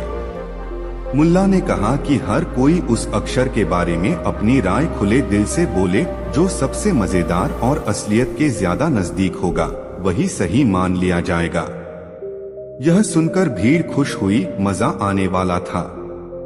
लोग झूठे ज्ञान और सुनहरे दावे लेकर आगे आए। किसी ने कहा यह है, किसी ने कहा ज है, किसी ने बताया। हर किसी के अंदाजे अलग थे। मुल्ला हर टिप्पणी पर मुस्कुराता और कभी कभी गहरी तारीफ भी देता, जैसे मानो वह किसी खेल का मंचन कर रहा हो। खेल के बाद मुल्ला ने कहा, अब मैं कहूँगा कि यह अक्षर क्या है। लोगों की आंखें टिकी थीं। मुल्ला ने लंबा सांस लिया और अचानक बोला, यह अक्षर त है, त जैसे त नहीं, त जैसे तुम। कई लोग हंस पड़े। फिर उसने एक और विचार डाला, अक्षर न भी हो सकता है, पर असल बात यह है कि नक्शा हमें यह दिखाने आया है कि जो चीज हम देखते हैं जरूरी नहीं वह वही हो जो सच है। कुछ लोग गंभीर हुए, कुछ तलवे रगड़कर बैठे। किसी को समझ आ रहा था कि मुल्ला किसी गहरी बात कहने की कोशिश कर रहा है, पर असलियत कुछ और ही थी। मगर मुल्ला की भूल असल में तब उजागर हुई जब बच्चों ने नक्शे के पास रखे हुए पुराने कागजों में हाथ डालते हुए एक छोटा बलखाती हुई चिट्ठी निकाल ली। चिट्ठी पर लिखा था, यह नक्शा नकल है, असली नक्शा खंड की पूर्व दिशा में स्थित पेड़ के नीचे दफन है। चिट्ठी के साथ ही एक रंगीन पेन से खींचा गया एक छोटा सा निशान भी था, एक बड़ा न जैसा। शहर में एक क्षण के लिए सन्नाटा छा गया। वे जो न पर बहस करते रहे थे वही सच में नक्शे पर था, पर इसका अर्थ इतना सरल निकला कि किसी ने सोचा भी नहीं था। नवाब हंस पड़ा और विद्वानों के चेहरे पर हल्की शर्म दिखी। पर मुल्ला ने भी हंसते हुए कहा, देख रहे हैं, मैंने कहा था न। विद्वान बार बार उसे घूरते रहे। क्या यह सचमुच एक भूल थी या कोई बड़ी चाल? पर यही वक्त था जब मुल्ला की असली भूल सामने आई। लोगों ने मिलकर उस पेड़ की ओर चलने का निर्णय लिया। पूरा शहर निकल पड़ा। सबको उम्मीद थी कि वे खजाना पाएंगे, कि नक्शा सच निकलेगा। पेड़ के नीचे खुदाई शुरू हुई। पहले कुछ इंच की मिट्टी खोदी और एक सूखा हुआ बर्तन निकला। फिर जरा और खोदा गया तो कुछ चमकदार चीज मिली, पर वह सोना नहीं था। वह एक पुरानी सिक्कों की दर्जी हुई टोकरी निकली, जिसे शहर के पुराने बाजार में एक समृद्ध व्यापारी ने अतीत में दफन किया था, ताकि उसे बरामद करके लोग उसकी चीजों का हिसाब न लगा पाएं। लोगों ने सोचा कि यह इतिहास का निशान है, पर यह खजाना नहीं था। फिर और खोदा गया। एक पुराना दफ्तर का बक्सा निकला, जिसमें दस्तावेज और पुराने कागज थे। वही दस्तावेज थे जिनमें शहर के पुराने रिकॉर्ड थे। उन पर वही अक्षर न बहुत बार लिखा हुआ था। लोग फिर से आश्चर्यचकित हुए। नक्शा सच्चा निकला, पर खजाने की उम्मीद कहीं खोसी गई। नवाब ने हंसते हुए कहा, हमें इतिहास मिल गया, पर सोना नहीं। सब छटपटाए, पर मुल्ला शांत रहा। शहर वालों ने मिलकर पुराने कागजों की पड़ताल की। उनमें से एक पुराना खत मिला, जिसमें लिखा था कि यह नक्शा एक व्यंग्यपूर्ण ठहाके के रूप में तैयार किया गया था, ताकि भविष्य की पीढ़ियां यह समझ सकें कि किस तरह लोग लालच में किस कदर अंधेरे में फंस सकते हैं। नक्शा असल में दुकान के मालिक ने बनाया था। एक समय में उसने शहर के लोगों के लालच पर व्यंग्य करना चाहा था। उसका मकसद था कि लोग बतख की तरह सब कुछ खोदे खोदे फिर भी सच्ची खुशी न पा सकें। और अक्षर न बस उस व्यंग्य का हिस्सा था, न यानी नकल, नश्वर, नमन, हर कोई अपना मतलब निकाल सकता था। जब यह बात सामने आई तो सबको एहसास हुआ कि वे खुद व्यंग्य का हिस्सा बन चुके थे। मगर असली मजाक तो अभी बाकी था। मुल्ला ने भी एक गलती कर दी थी, जो पूरे शहर की दहाड़ों का कारण बनी। उसने दरबार और लोगों को बड़ी शान के साथ दिखाया कि वह सहज बुद्धि रखता है, वह सरलता में गहराई देखता है। पर असलात में मुल्ला ने नक्शे की उस चिट्ठी को विचार के बिना पढ़ लिया था। उस चिट्ठी पर अक्षर न था, पर मुल्ला ने चुपचाप कहा कि वह अक्षर न नहीं, तया न जैसा कुछ भी हो सकता है, बस इसलिए कि वह लोगों की बातों को हंसी में बदलना चाहता था। वह मजाक करता रहा और सब उसे गौरवान्वित करने लगे। नवाब ने उसे सम्मानित किया, बच्चे उसकी कहानियां सुनने लगे और मुल्ला का नाम नगर में एक प्रकार के मूर्ख पर समझदार के रूप में फैल गया। पर असल गलती यह थी कि उसने नक्शे के असल स्रोत, दुकानदार की व्यंग्यपूर्ण नियत को नजरअंदाज कर दिया और खुद को एक ऐसे शख्स के रूप में प्रस्तुत कर दिया जो गहराई में झांक सकता है। यह हल्की सी खुशी उसे महंगी पड़ी, क्योंकि विद्वानों की आलोचना और लोगों की नजरों का बोझ कुछ दिनों के बाद उसके सिर पर भारी हुआ। शहर के बुद्धिजीवियों ने कहा कि मुल्ला ने केवल मौजमजाक किया, पर उसने इतिहास के साथ खिलवाड़ किया। किन्हीं ने कहा कि उसे सम्मान मिलना चाहिए था, किन्हीं ने कहा कि वह सिर्फ चतुराई की नकल कर रहा था। हर कोई अपनी व्याख्या लाया। नवाब, जो दिल से उदार था, मुस्कुराया और बोला, मुल्ला ने हमें याद दिलाया कि कभी कभी हम अंधेरे में टहलते हुए ही अपने पैरों पर लठ मार देते हैं। यह सुनकर कुछ लोगों का गुस्सा शांत हुआ, पर कुछ लोगों को मुल्ला की सरलता पर भरोसा ही नहीं रहा। मुल्ला ने सोचा कि उसने तो बस हंसी उड़ाई थी, पर अब उसे समझ आ गया कि हंसी की जिम्मेदारी भी बड़ी चीज होती है। उसने खुद से वादा किया कि आगे से वह किसी की भावनाओं और इतिहास का मजाक नहीं उड़ाएगा, कम से कम तब तक जब तक कि वह पूरी तरह न समझ ले। कुछ हफ्तों बाद मुल्ला ने एक अलग प्रकार का प्रयोग किया। उसने अपनी गलती से सीखा कि असल मजा केवल मुस्कुराहटों को इकट्ठा करना नहीं है, बल्कि समझ का बीज बोना भी है। उसने शहर के बच्चों को बुलाकर उन तक पराठे और कहानियां बांटी, पर इस बार उसने नक्शे को एक खिलौने की तरह पेश किया और बच्चों से पूछा कि अगर तुम नक्शा बनाओगे तुम किसके लिए बनाएंगे। बच्चों ने अपनी मासूमियत से कहा कि वे नक्शे प्रेम, मित्रता, साहस और ईमानदारी के लिए बनाएंगे। मुल्ला ने अपनी आंखें चमकाते हुए कहा, बस यही असली खजाना है। बच्चे खिलखिलाकर हंसे और नक्शा अब उनके खेल का हिस्सा बन गया। नक्शा ने फिर से नया जीवन पाया, पर इस बार किसी व्यंग्य या लालच के लिए नहीं, बल्कि सीख और मासूमियत के लिए। समय ने मुल्ला को बदल दिया। वह अब भी वही चुटीला मुल्ला था, पर उसकी बातों में नई चीजें घुल गई थीं, थोड़ी समझ, थोड़ी संवेदना। लोग कहते हैं कि गलती करने से बड़ा सबक ही असली जीत है, और मुल्ला ने यही सीखा। नक्शे की भूल ने उसे सिखाया कि समझबूझ के साथ हंसना जरूरी है, वरना हंसी कड़वी हो सकती है। लोग अब भी उसे देखकर हंसते, पर उनकी हंसी में अब सम्मान भी शामिल था। नवाब ने भी मुल्ला को आमंत्रित किया और उसे कहा कि वह अपनी भूलों को कहानी बनाकर बच्चों तक पहुंचाए, ताकि उनमें आत्मनिरीक्षण और हास्य का संतुलन आ सके। मुल्ला ने खुशी खुशी हामी भरी। उसने कहा कि वह बच्चों को बताएगा कि कैसे उसने नक्शे की भूल में खुद को फंसाया और कैसे उसने उससे सीख ली। यही वह हिस्सा है जहां इतिहास की मजेदार गलती अपने असली मायने में बदल गई। नक्शा, जो पहले लालच और व्यंग्य का प्रतीक था, अब शिक्षा और हंसी का माध्यम बन गया। मुल्ला ने उसे एक कहानी के रूप में रोक दिया और वह कहानी शहर के कई घरों तक पहुंच गई। लोग उसे सावधानी से सुनने लगे, क्योंकि कहानी में हंसी के साथ साथ सबक भी था। मुल्ला ने बच्चों को बताया कि नक्शे की असली छिपी हुई बात यह नहीं थी कि खजाना कहाँ दफन है, बल्कि यह कि जब तुम कुछ देखो तो उसे बिना सोचे समझे मत मान लो। उसने कहा, जो चीज तुम दिल से नापते हो वही असल में मापती है। बच्चे उसकी बातों पर ध्यान देते और सोचते कि शायद उनकी छोटी छोटी दुनिया में भी ऐसे नक्शे हैं जो उन्हें भटका रहे हैं, अभिलाषाएं, ईर्ष्या और दिखावा। मुल्ला की कहानियां उनके लिए एक लालटेन बन गई, हंसी के साथ सोचने की रोशनी देने वाली लालटेन। समय के साथ यह कहानी कहानियों में बदलती गई।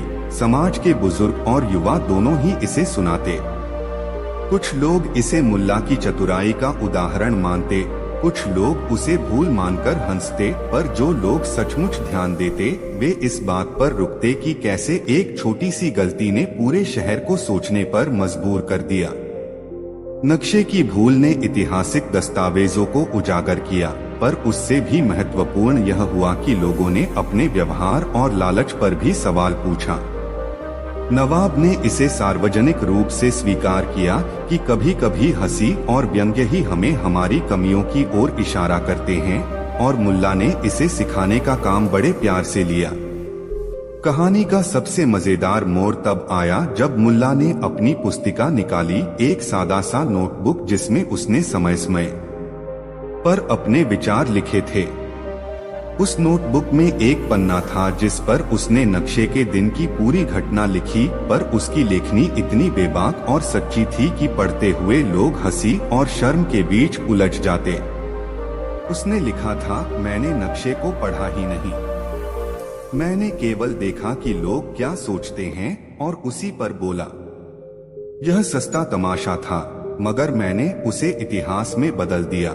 वह लाइन पढ़ने वालों के चेहरे पर अनायास मुस्कान ला देती। लोग कहते कि सुना है, मुल्ला खुद बाद में उस पेड़ के नीचे जाकर बैठा करता था और बच्चों को अपनी गलती सुनाता था। एक तरह से वह हमेशा अपनी गलती को जीता हुआ इतिहास बनाकर रखता रहा। कहानी के आखिरी पन्ने पर मुल्ला ने लिखा, अगर किसी दिन तुम कहानियां सुनो और तुम्हारे पास भी नक्शे हों तो याद रखना, खजाना केवल सोना नहीं, वह समझ भी होता है। यह पंक्ति लोगों के दिलों में गूंजती रही और नक्शा, जो पहले सिर्फ कागज का टुकड़ा था, अब इतिहास का एक सबक बन गया।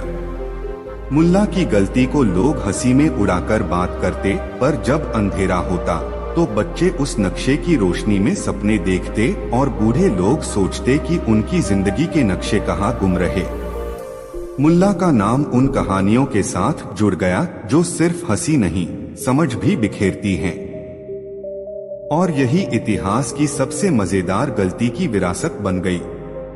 आखिर में मुल्ला की भूल ने साबित किया कि इंसानियत की सबसे बड़ी विरासत हंसी नहीं, सतर्क हंसी है।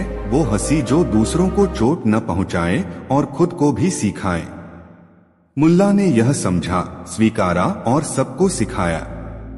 इसलिए आज भी अगर कोई शहर की चौक पर बैठकर कहता है, याद है मुल्ला की वह मजेदार भूल, तो जवाब आता है, हाँ, पर उससे हमें क्या मिला, हंसी और एक सबक। और बच्चे तब हंसकर कहते हैं, तो फिर चलो चलकर नक्शे बनाते हैं, पर इस बार ऐसा नक्शा बनाते हैं जिसमें दोस्ती और ईमानदारी छिपी हो। मुल्ला सिर हिलाकर मुस्कुराता और कहता, बस यही असली खजाना है और यह नक्शा हर किसी के दिल में दफन है।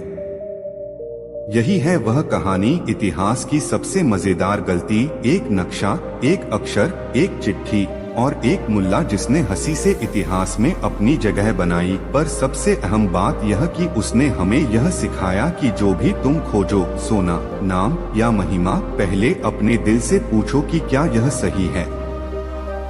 यदि दिल का उत्तर सच्चा होगा तो इतिहास भी मुस्कुराएगा, वरना वह सिर्फ एक मजेदार भूल बनकर रह जाएगा।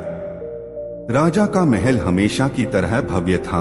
ऊंची दीवारों पर सुनहरी नक्काशी, बारामदों में बिखरे हुए सुंदर कालीन और दरबार की मझली हवा में मशालों की हल्की चमक। उस दिन हवा में एक अजीब सी गंभीरता थी, क्योंकि राजा ने दरबार में एक ऐसा सवाल उठाया था जिसकी गूंज पूरे राज्य में फैलने वाली थी।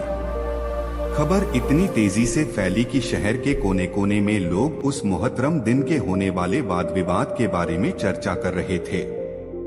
हवा में मिस्री की खुशबू नहीं, तरकश की गंभीर सच्चाई थी, क्योंकि राजा ने घोषित किया था कि जो भी दरबार का ऐसा उत्तर देगा कि उसे सुनकर पूरा दरबार हिल जाएगा, उसे बड़ा इनाम और शाही मानद उपाधि दी जाएगी। राजा का सवाल साधारण नहीं था।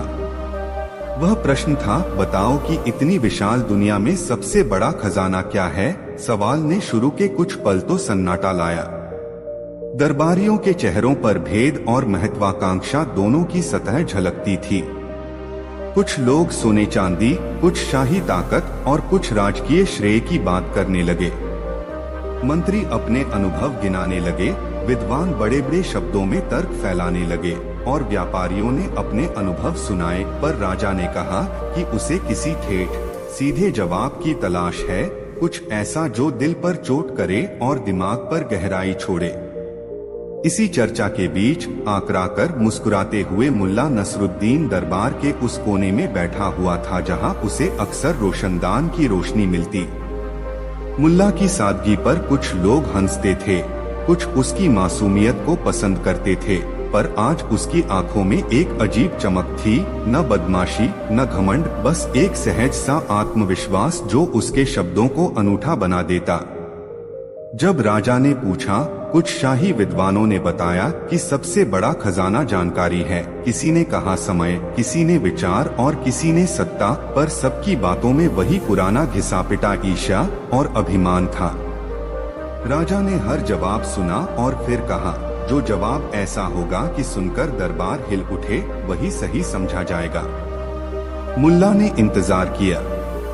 लोग उसे तुच्छ मान रहे थे, कुछ तो उसे दरबार की रस्सियों तक नहीं बुलाना चाहते थे, पर राजा ने उसकी ओर देखा और उसे बोलने का संकेत दिया।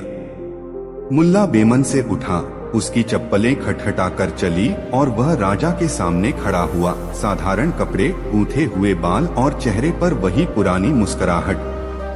दरबार ने सोचा कि यह कोई हल्के फुल्के किस्से वाला पल होगा, पर मुल्ला की आवाज में आज एक ऐसी गंभीरता थी कि महल की दीवारें भी उस पर ध्यान देने लगी। उसने धीरे से कहा, हजूर, मेरा उत्तर सरल है, सबसे बड़ा खजाना एक सच्चा सवाल है। दरबार में एक हल्की खिंचाई हुई। सच्चा सवाल? कुछ लोग खुद पर हंस पड़े। किसी ने कहा कि मुल्ला मजाक कर रहा है।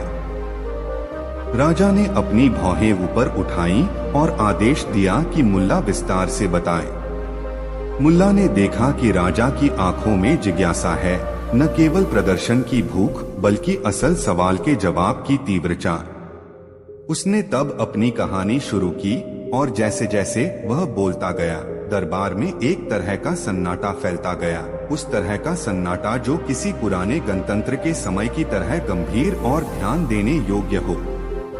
मुल्ला ने कहा, हजूर देखिए, आप सबने कहा कि खजाना सोना है, ताकत है, ज्ञान है, पर क्या आपने कभी किसी से पूछकर देखा कि वह क्या चाहता है? अगर किसी को जवाहरात और महल दिया जाए पर उसके पास कोई ऐसा सवाल न हो जो उसे जिंदा रखे, तो वह सारी दौलत कितना काम आएगी? मैंने देखा है कि अधिकतर लोग बिना सोचे समझे जीवन जीते हैं। वे अर्जियां पढ़ते हैं, आदेश देते हैं, पर वे अपने जीवन के सवालों से भागते हैं। मुल्ला की बातों में सरलता थी, पर उसमें सच्चाई की तीव्रता थी। उसने कहा कि असली खजाना वह प्रश्न है जो किसी के भीतर आग पैदा कर दे, उसे सोचने पर मजबूर कर दे और उसे बदल दे। राजा ने हंसते हुए कहा, पर बताओ तो सही, एक सवाल तो हर किसी के पास होता है। गरीब और अमीर दोनों के पास सवाल होते हैं। तुम किस तरह का सवाल कह रहे हो? मुल्ला ने राजा की ओर देखा और बोला, हजूर फर्क बस इतना है कि कुछ सवाल बनावटी होते हैं, वे दिखावे के सवाल होते हैं, जैसे मेरा महल बड़ा है या तुम्हारा। पर सच्चा सवाल वह होता है जो इंसान के जीने का कारण बनता है। मैं कौन हूँ, मेरा धर्म क्या है, मैं बच्चों को किस तरह से सिखाऊं? ऐसे सवाल जो इंसान को अंदर से हिला दें, जो उसे उसके कर्तव्य और चरित्र की तरफ मोड़ दें। दरबार के कुछ लोग गुस्से में आए क्योंकि वे चाहते थे कि सवाल ऊपर नीचे, जमीन आसमान, सब कुछ पर बोले जाए, पर उनके जीवन का तरीका बना रहे। पर मुल्ला की बातों में एक दर्द था जिसे देखते हुए राजा चुप रहा। मुल्ला ने अपनी अगली बात में एक ऐसे किस्से का जिक्र किया जो उस रात दरबारियों के दिलों को झकझोर कर रख दे। कहानी एक छोटे से गांव की थी जहां एक बूढ़ा किसान रहता था, जिसे लोग अज्ञान कहते थे क्योंकि उसने कभी बड़ा उपहार नहीं मांगा और न ही किसी बड़े काम में भाग लिया। किसान के पास दिन भर छोटे छोटे सवाल थे। वह सोचता कि बारिश क्यों आ रही है, बच्चों की हंसी का कारण क्या है, उसे अपनी फसल के लिए कौन सा बीज खरीदना चाहिए। पर एक दिन उसकी बेटी बीमार पड़ गई और किसान ने दर दर भटक कर डॉक्टर ढूंढे, पर न किसी ने उसकी बात सुनी, न किसी ने उसे उस सवाल का हल दिया जो उसके दिल में था, क्या मैं अपनी बेटी को ठीक कर सकता हूँ? किसान ने खुद जवाब खोजा। उसने रोज उसे पानी दिया, खाया और उसकी आंखों में देखने लगा।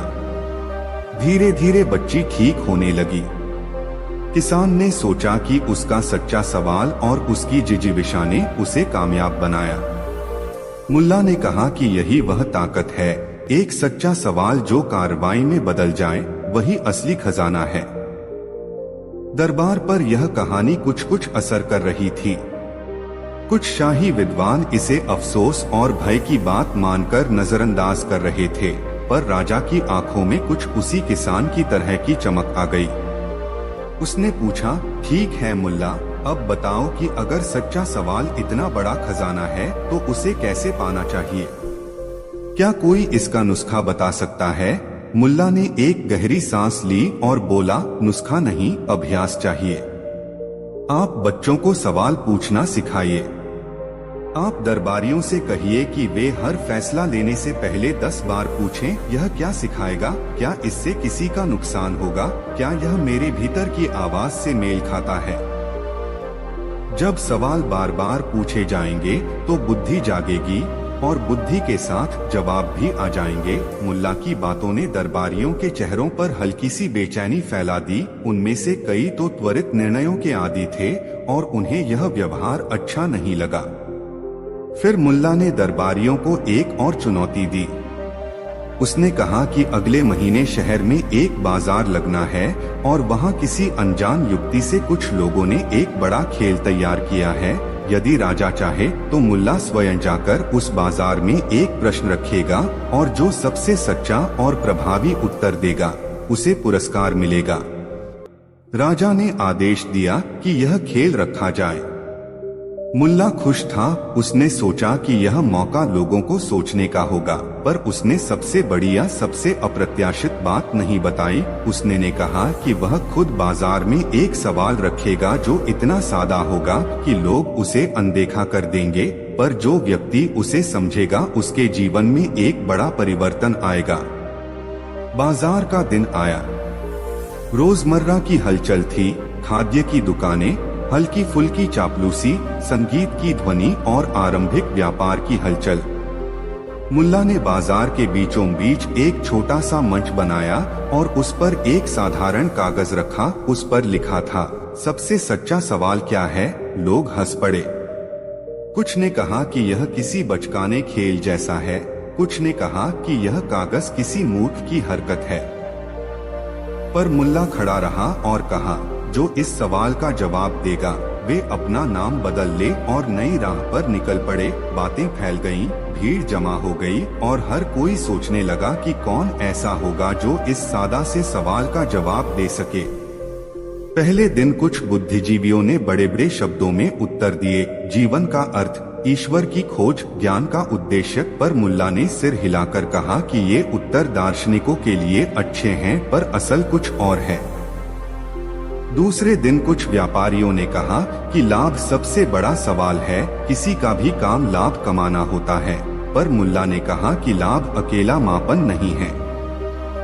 तीसरे दिन एक बच्चा आया। उसके हाथ में एक टूटा हुआ खिलौना था। उसने मंच के पास आकर पूछा, क्या यह वही सवाल है। मुल्ला ने बच्ची से पूछा, तुम्हारा नाम क्या है। बच्ची ने कहा, आशा। मुल्ला ने फिर पूछा, तुम्हें क्या चाहिए। आशा ने कहा, मेरे खिलौने की एक आंख टूटी है, मुझे एक नई नहीं चाहिए, बस पता करूं कि यह क्यों टूटा। मुल्ला ने मुस्कुराकर कहा, यह वही सवाल है। भीड़ हैरान थी। एक बच्चा, एक मासूम ऐसा सवाल पूछ रहा था जिसे बड़े बड़े विद्वान नहीं समझ पा रहे थे। मुल्ला ने कहा, देखो लोगों, इस बच्चे ने पूछा, क्यों यह वही शुरू करने वाला सच्चा सवाल है। अगर तुम जानते हो कि किस कारण से कुछ टूट रहा है, चाहे वह खिलौना हो या रिश्ता, तो तुम उसे सुधारने की दिशा में कदम उठा सकते हो। वही सच्चा सवाल है जो परिवर्तन लाता है। कुछ लोगों ने ताली बजाई, कुछ ने ठहाका मारा, पर एक व्यापारी ने कहा कि खिलौने की बात छोटी है, समाज के बड़े टूटे हुए हिस्सों का क्या। मुल्ला ने कहा, बड़े हिस्सों का भी जवाब वही है, क्यों। हर बड़ी समस्या का हल कारण समझने पर ही मिलता है। धीरे धीरे बाजार का माहौल बदलने लगा। लोग आम जीवन की छोटी छोटी बिखरी हुई चीजों पर ध्यान देने लगे। क्यों लड़ाई होती है, क्यों फसल नासमझी के कारण बर्बाद होती है, क्यों बच्चों को स्कूल जाना पसंद नहीं आता। हर जवाब का मर्म यही निकला कि सच्चा प्रश्न हमेशा क्यों से शुरू होता है और क्यों से सही दिशा मिलती है। मुल्ला ने कहा कि राजा का बड़ा प्रश्न भी इसी श्रेणी में आता है। राजा ने चाहा कि उसका राज्य खुशहाल रहे, पर क्या उसने कभी अपने दरबार के हर निर्णय पर सच्चा प्रश्न नहीं पूछा। राजा ने शर्म से सिर झुकाया और कहा कि वह अक्सर ही परिणामों के पीछे भागता आया है, पर अब वह समझ गया कि कारणों की खोज अधिक जरूरी है। समय बीतता गया और मुल्ला के प्रयोग ने शहर में धीरे धीरे परिवर्तन लाया। लोग अब अपने काम में क्यों पूछते। किसान पूछने लगा कि उसकी तकनीक क्यों विफल हो रही है। शिक्षक पूछने लगे कि बच्चों का ध्यान क्यों भटकता है। सेना ने पूछा कि युद्ध क्यों हो रहा है। और हर बार जब कोई क्यों का सही जवाब ढूंढ लेता, बदलाव अपने आप होने लगता। राजा ने मुल्ला को दरबार में बुलाया और कहा, तुम्हारा जवाब सचमुच दरबार को हिला गया। पहले हम सब सोचा करते थे कि खजाना बहुमूल्य वस्तु है, पर अब दिखता है कि खजाना तो वह सवाल है जो हमें बदल दे। राजा ने मुल्ला को अपनी ओर से पुरस्कार दिया और उसे राज्य का सवाल रक्षक घोषित किया। मुल्ला ने यह मान्यता शान से ग्रहण की, पर उसकी आंखों में वही मामूली मुस्कुराहट थी, न कोई घमंड, न कोई अहंकारी भाव, बस फिर से काम करने की लगन। कहानी यहीं खत्म नहीं हुई। मुल्ला ने अपने कार्य को आगे बढ़ाया। वह राजकीय स्कूलों में गया, बाजारों में गया और छोटे छोटे ग्रामों में जाकर लोगों से पूछा, तुम्हारे जीवन का सबसे बड़ा सवाल क्या है? किसी ने कहा भोजन, किसी ने कहा सुरक्षा, किसी ने कहा सम्मान। मुल्ला ने हर उत्तर को संतोषजनक से परखकर लोगों को सिखाया कि असल काम उन कारणों को समझना है जो इन समस्याओं के पीछे छिपे हैं। धीरे धीरे राज्य की नीतियां बदली, किसानों के लिए उचित जल निकासी योजनाएं बनाई गईं, स्कूलों के पठन पाठन के तरीके सुधारे गए और दरबार में निर्णय लेने से पहले एक नया नियम लगाया गया। हर नीति को लागू करने से पहले 3 बार प्रश्न पूछना होगा। यह किसे लाभ पहुंचेगा? क्या यह निहित भावनाओं को समझेगा? क्या इससे आने वाली पीढ़ियां मदद पाएंगी? वर्षों के बाद जब मुल्ला की उम्र बढ़ने लगी, लोग कहते थे कि मुल्ला ने अपनी सादगी से ही पूरे राज्य को एक नया आयाम सिखा दिया। राजा बूढ़ा हो गया, पर उसने कभी नहीं भूला वह दिन जब मुल्ला ने 2 शब्दों में कह दिया था कि सबसे बड़ा खजाना एक सच्चा सवाल है। वह दरबार हिलने वाला पल सिर्फ इस बात का प्रतीक नहीं था कि कोई चौंकाने वाला उत्तर आया, बल्कि यह इस बात का प्रमाण था कि सच्चाई अक्सर साधारणता में छिपी रहती है और केवल वही लोग उसे निकाल पाते हैं जो दिल से सुनना जानते हैं। मुल्ला ने अपने जीवन के आखिरी दिनों में बच्चों के साथ बैठकर उन्हीं सवालों का अभ्यास करवाया। उन्होंने बच्चों को यह सिखाया कि सवाल पूछना शांति और ज्ञान की शुरुआत है। किस्मत की बात देखिए कि मुल्ला की वही मुस्कान जो कभी लोगों को हल्की सी हंसी देती थी, अब देश की सोच को बदल चुकी थी। लोग अब यह नहीं पूछते थे कि महल किसका बड़ा है, वे पूछते थे कि महल किसके लिए सुरक्षित है। वे नहीं पूछते थे कि राजा कितना अमीर है, वे पूछते थे कि राज क्यों अमीर है। समाज का रूप बदला और लोग समझने लगे कि जब प्रश्न सही होंगे तब ही उत्तर सार्थक होंगे।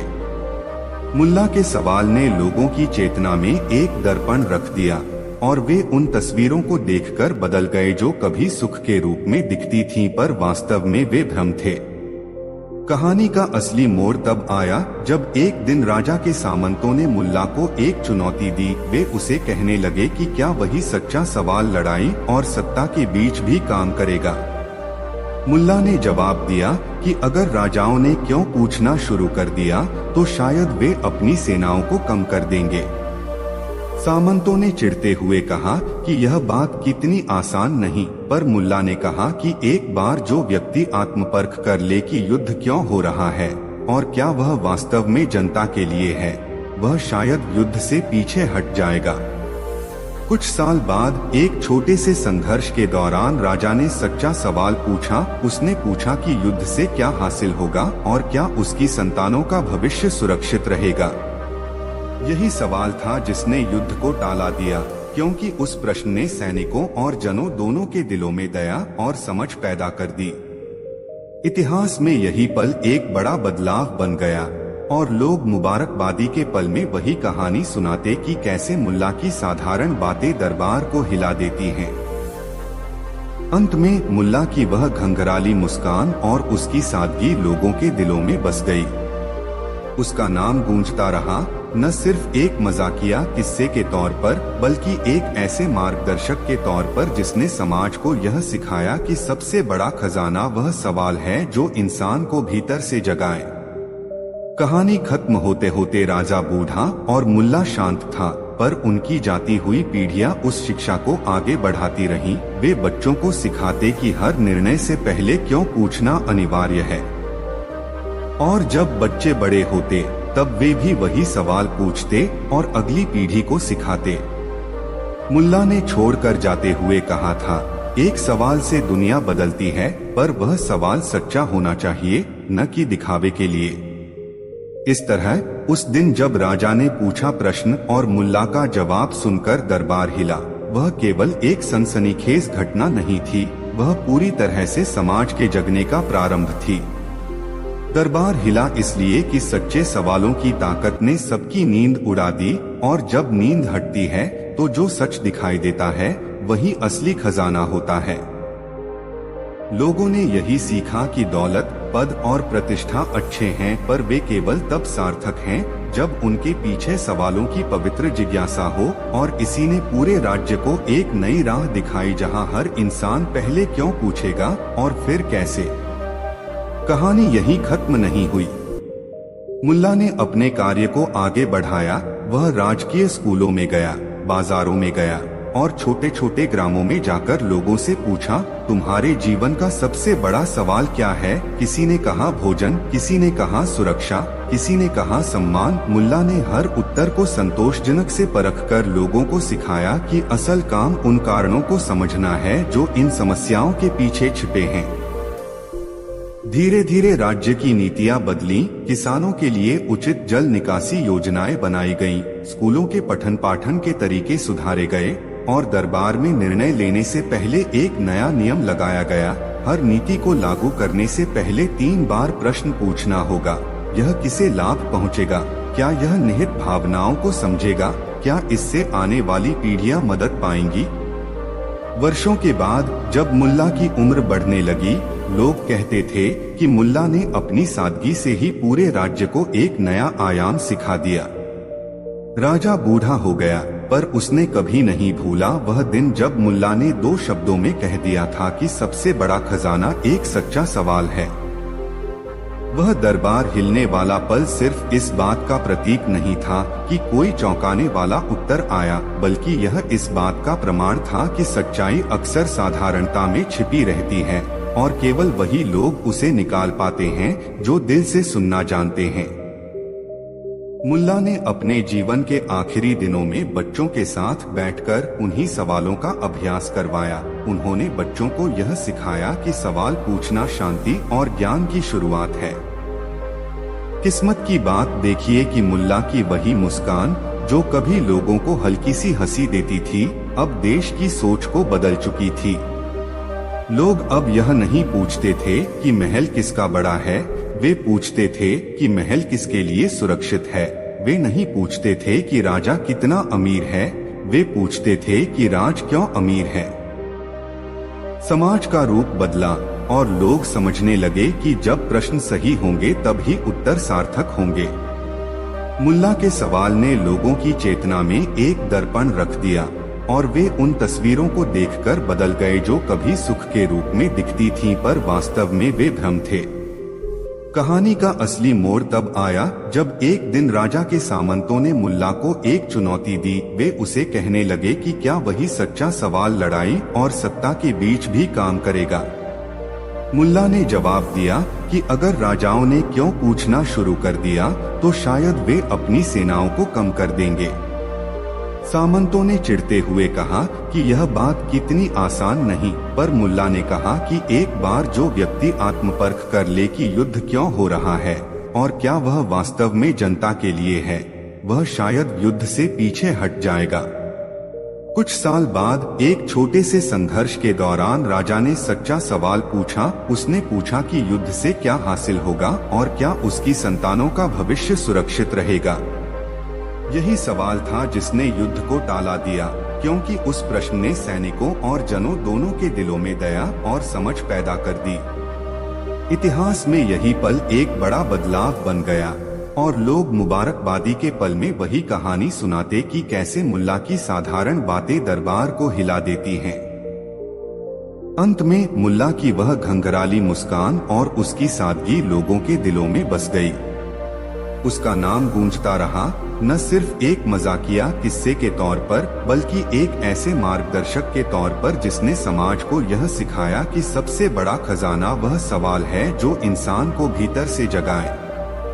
कहानी खत्म होते होते राजा बूढ़ा और मुल्ला शांत था, पर उनकी जाती हुई पीढ़ियां उस शिक्षा को आगे बढ़ाती रहीं। वे बच्चों को सिखाते कि हर निर्णय से पहले क्यों पूछना अनिवार्य है, और जब बच्चे बड़े होते तब वे भी वही सवाल पूछते और अगली पीढ़ी को सिखाते।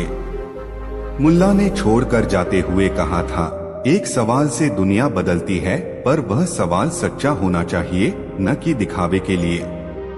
इस तरह उस दिन जब राजा ने पूछा प्रश्न और मुल्ला का जवाब सुनकर दरबार हिला। वह केवल एक सनसनीखेज घटना नहीं थी, वह पूरी तरह से समाज के जगने का प्रारंभ थी। दरबार हिला इसलिए कि सच्चे सवालों की ताकत ने सबकी नींद उड़ा दी, और जब नींद हटती है तो जो सच दिखाई देता है वही असली खजाना होता है।